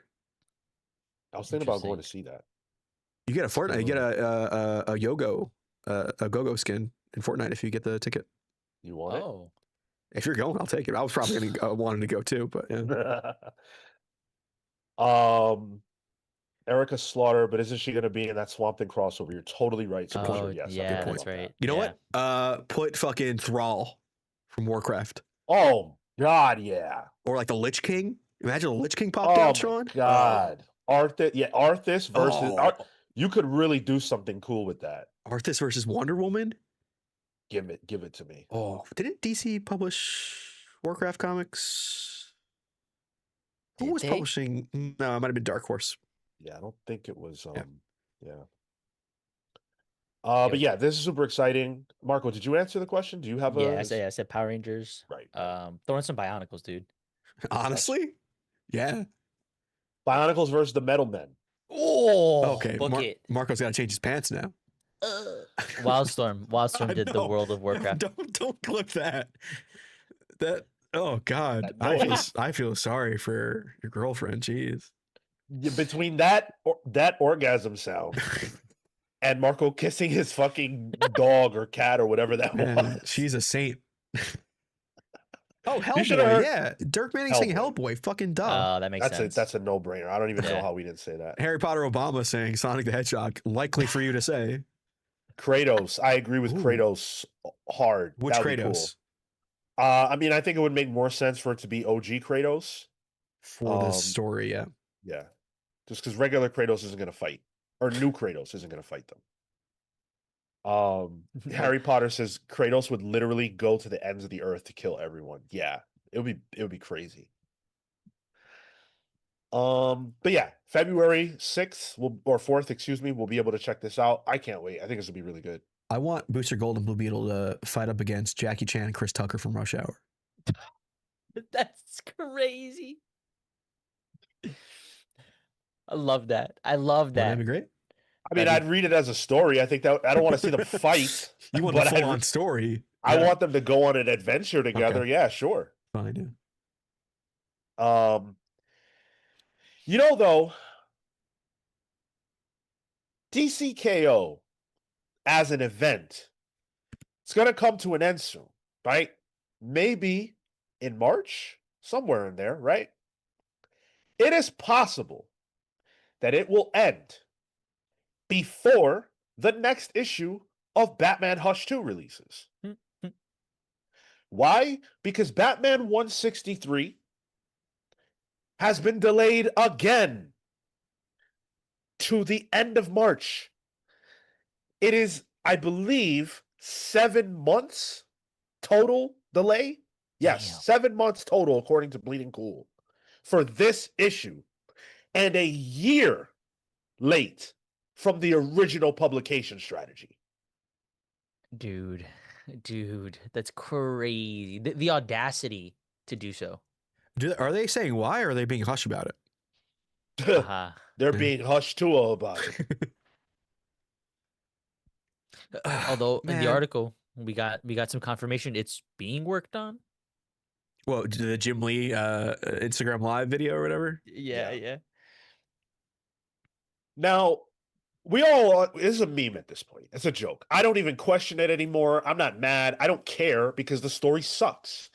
But the larger question that I have for you is, do we get the sequel that they talked about in the aftermath of what has been? Oh. I don't think it's unreasonable to say this has been a disaster.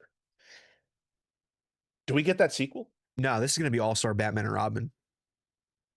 Yep. Yeah. It's not happening. Yeah, I think they just put out what they can. And literally, William Lee says exactly what I just said here.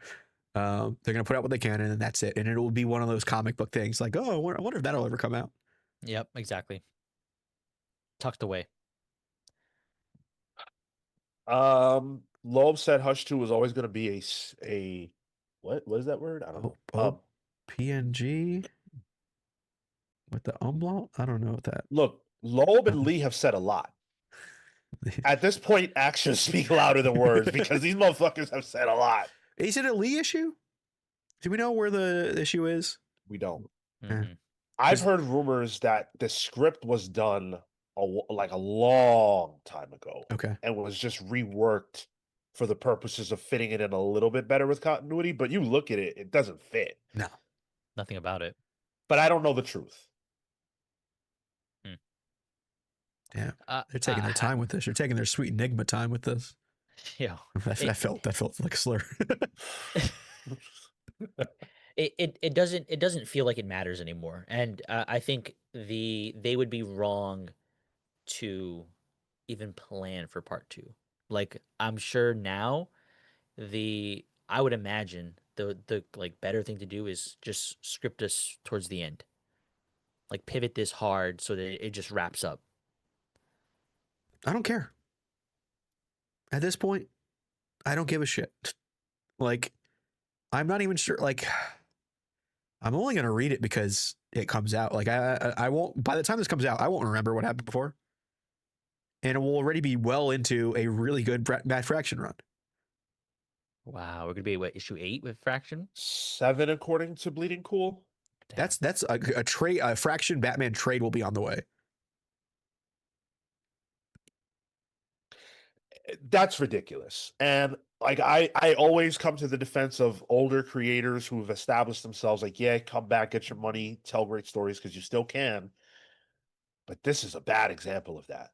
To be fair, a lot of those older creators, though, aren't also presidents of company. 100%. Yeah. So it maybe is a little more like Jim Lee maybe bit off more than he can chew, or like this is just back burner stuff for him and he like it's just whatever. But why would you then, like, why position it that way? He is one of those people who would have positioned it that way knowing that ahead of time. Sell the book originally, the first issue. I honestly think there's equally a chance that it's a Loeb issue.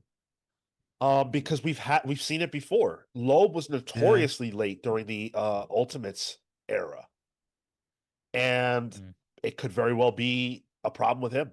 I don't know. We don't know. They're not going to say it, so we can only speculate.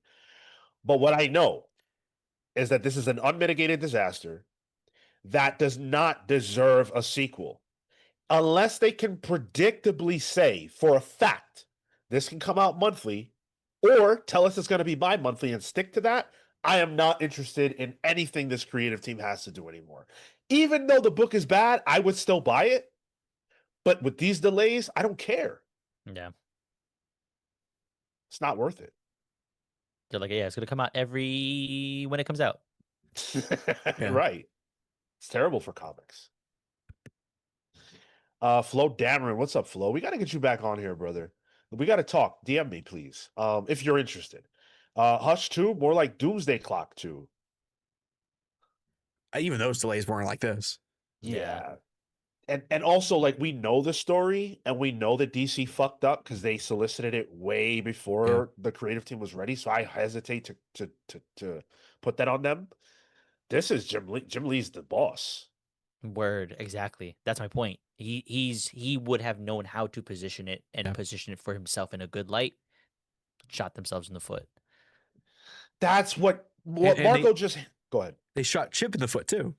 Yeah. Yes. But what Marco just said is an excellent point because we've seen Jim Lee all over the map. We've seen him doing signings, we've seen him at cons, we've seen him all over the place. Is he really that like naive to think that we don't see that and think about, well, where's the book? I feel like he knows that and he has to have been doing the work, right? Like, I don't know. it's a bizarre situation. I wonder if he's just like, the people will buy it no matter what. Doesn't matter when it comes out. That's arrogant, but it wouldn't I wouldn't be shocked. Arrogance from one of the image founders. Common Sense with the 199 says no updates on Exiles and Guardians. Remember Winter? I have faith those will still come out though, and at least they're not soliciting it in advance of that being ready. Mm. What's he talking about? I forget. The Imperial spinoffs. Oh, Yeah, right. Guardians of the Galaxy or something like that. Not the no Imperial Gardens. That's Guardians. That's what it was supposed to be. And then Exiles. I haven't heard anything about those books, but yeah, they're in the works. Yeah. They didn't have creatives announced. They didn't announce them. Yeah. Yeah. But again, they didn't announce anything. They just announced that these titles will be coming out, which I have faith they will be. It's just they're probably padding out the line. I personally wouldn't be concerned, Common Sense, because it felt as though they really had a strategy for the cosmic universe. And I gotta imagine those books are a big piece of it. So they're gonna come. What else is Loeb writing right now outside of whatchamacallit? So the last Halloween, which Right. just wrapped up, I believe. But again, with certain creators, it's tough to know when it was written.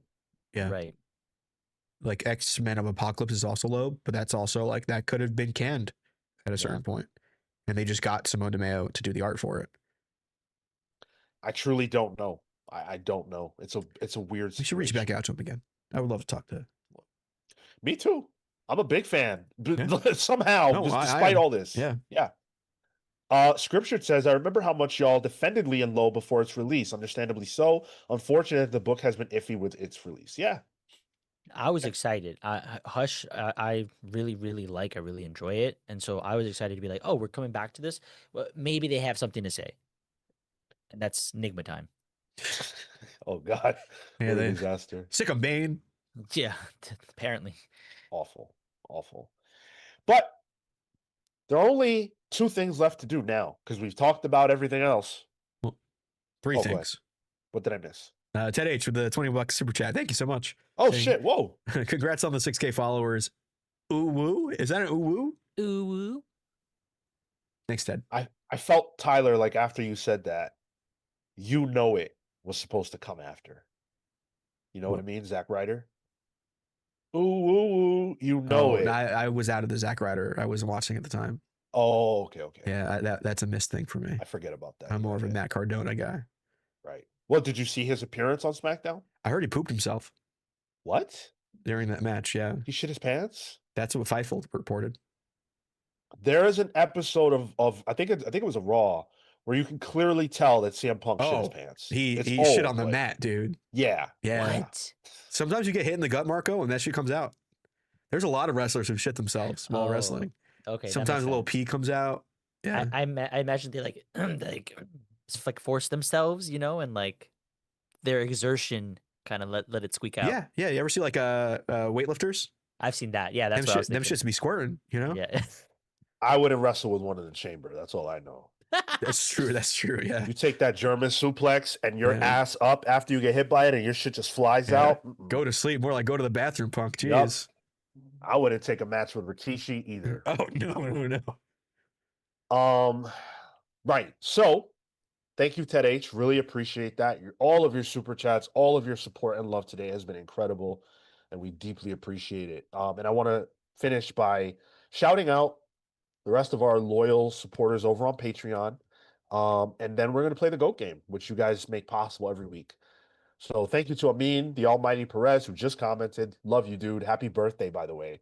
Houston, the Century Kid Murphy, Peter, Living Lightning Electrics, Young Dende, Faye Fighter Dewooty, Shalom, Paladin Warburg, Cosmic November, Carter the Owl Shogunate, Steve Swarm Canaris, Scripture, the Wardens of the Word, who has been here all day, Jack of Some Trades Cloutier, Chris the Cure, Coleman, Emperor, MD Johnny, who I see in the chat, Joel Justice, Mad Max Pliskin. Thank you all so much. You're incredible people.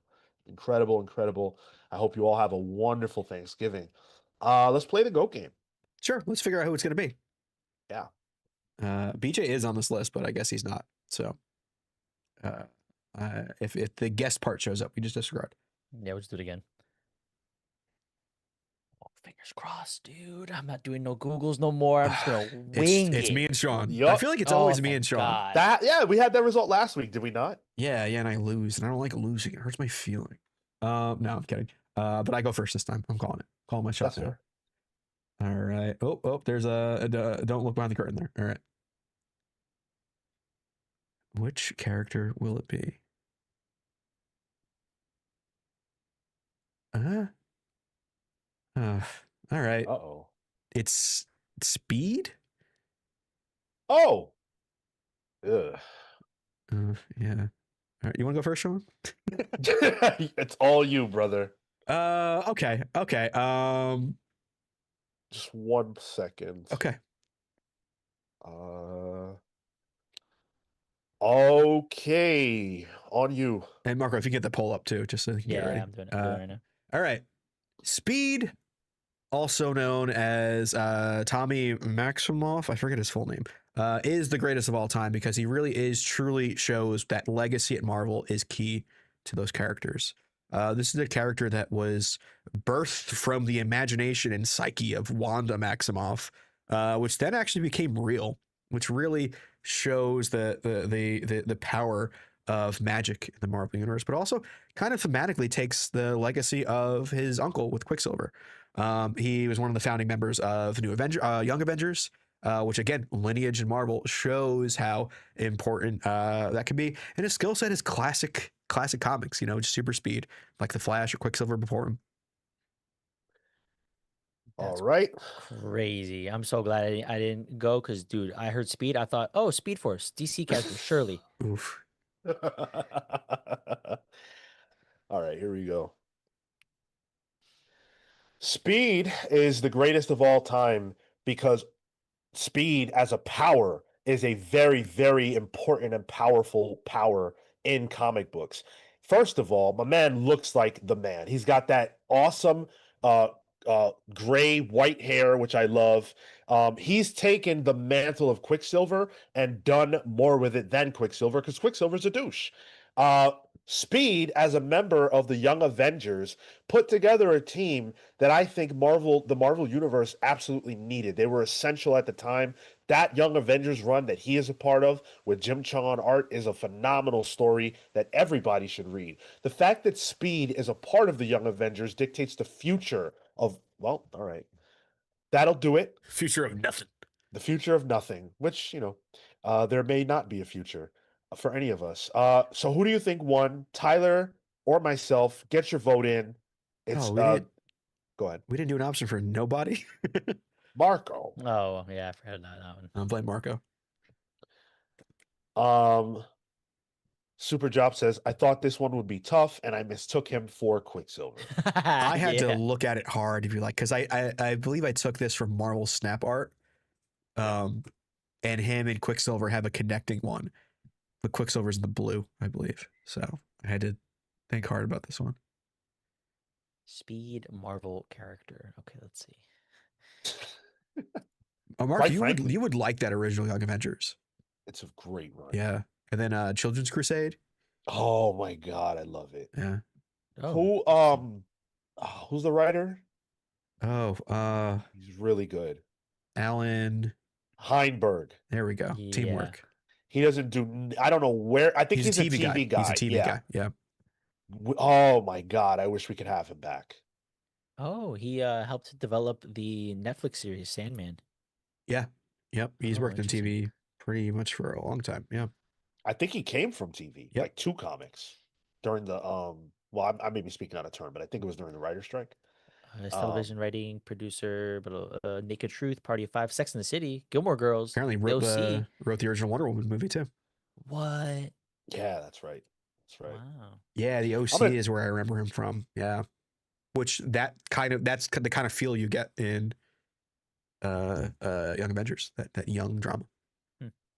I closed the poll because it's a landslide. Tyler clearly won 76 to 24, 76% to 24%. So first time loss for me. Congratulations to Tyler. I think your presentation, quite frankly, was just better than mine. So good job. I went Great first. stuff. And you go You first. had more You knowledge. go first next time, and we'll see who wins. I couldn't have been as succinct as you were. Well, But yeah. Sorry, go ahead. all Young Avengers are on this list, so get your homework in now, Marco. I gotta start reading. Yeah, if we get Kate Bishop, I expect you to do better. Okay. We're gonna do. I think we committed to doing a 6K live stream on Monday. So we're gonna come hang out with you guys to celebrate 6K Monday, 6 p.m. Come hang out with us. It should be a blast. Tuesday is our book club. That's at 8 p.m. We're gonna be talking New Avengers issue 1 through 25. If you haven't read it, now's the time. This is a classic run. You got to get on it. Wednesday is Pals Pulls this week. 3 days in a row. Brutal. 8 p.m. for Pals Pulls. We've got a bunch of books to get into. And then, of course, Thursday's Thanksgiving, so you won't be seeing us. But then before you know it, it's Saturday again, and we're right back here for the main show. Should be a blast. Thank you all for showing up, supporting us, showing love. You guys are amazing.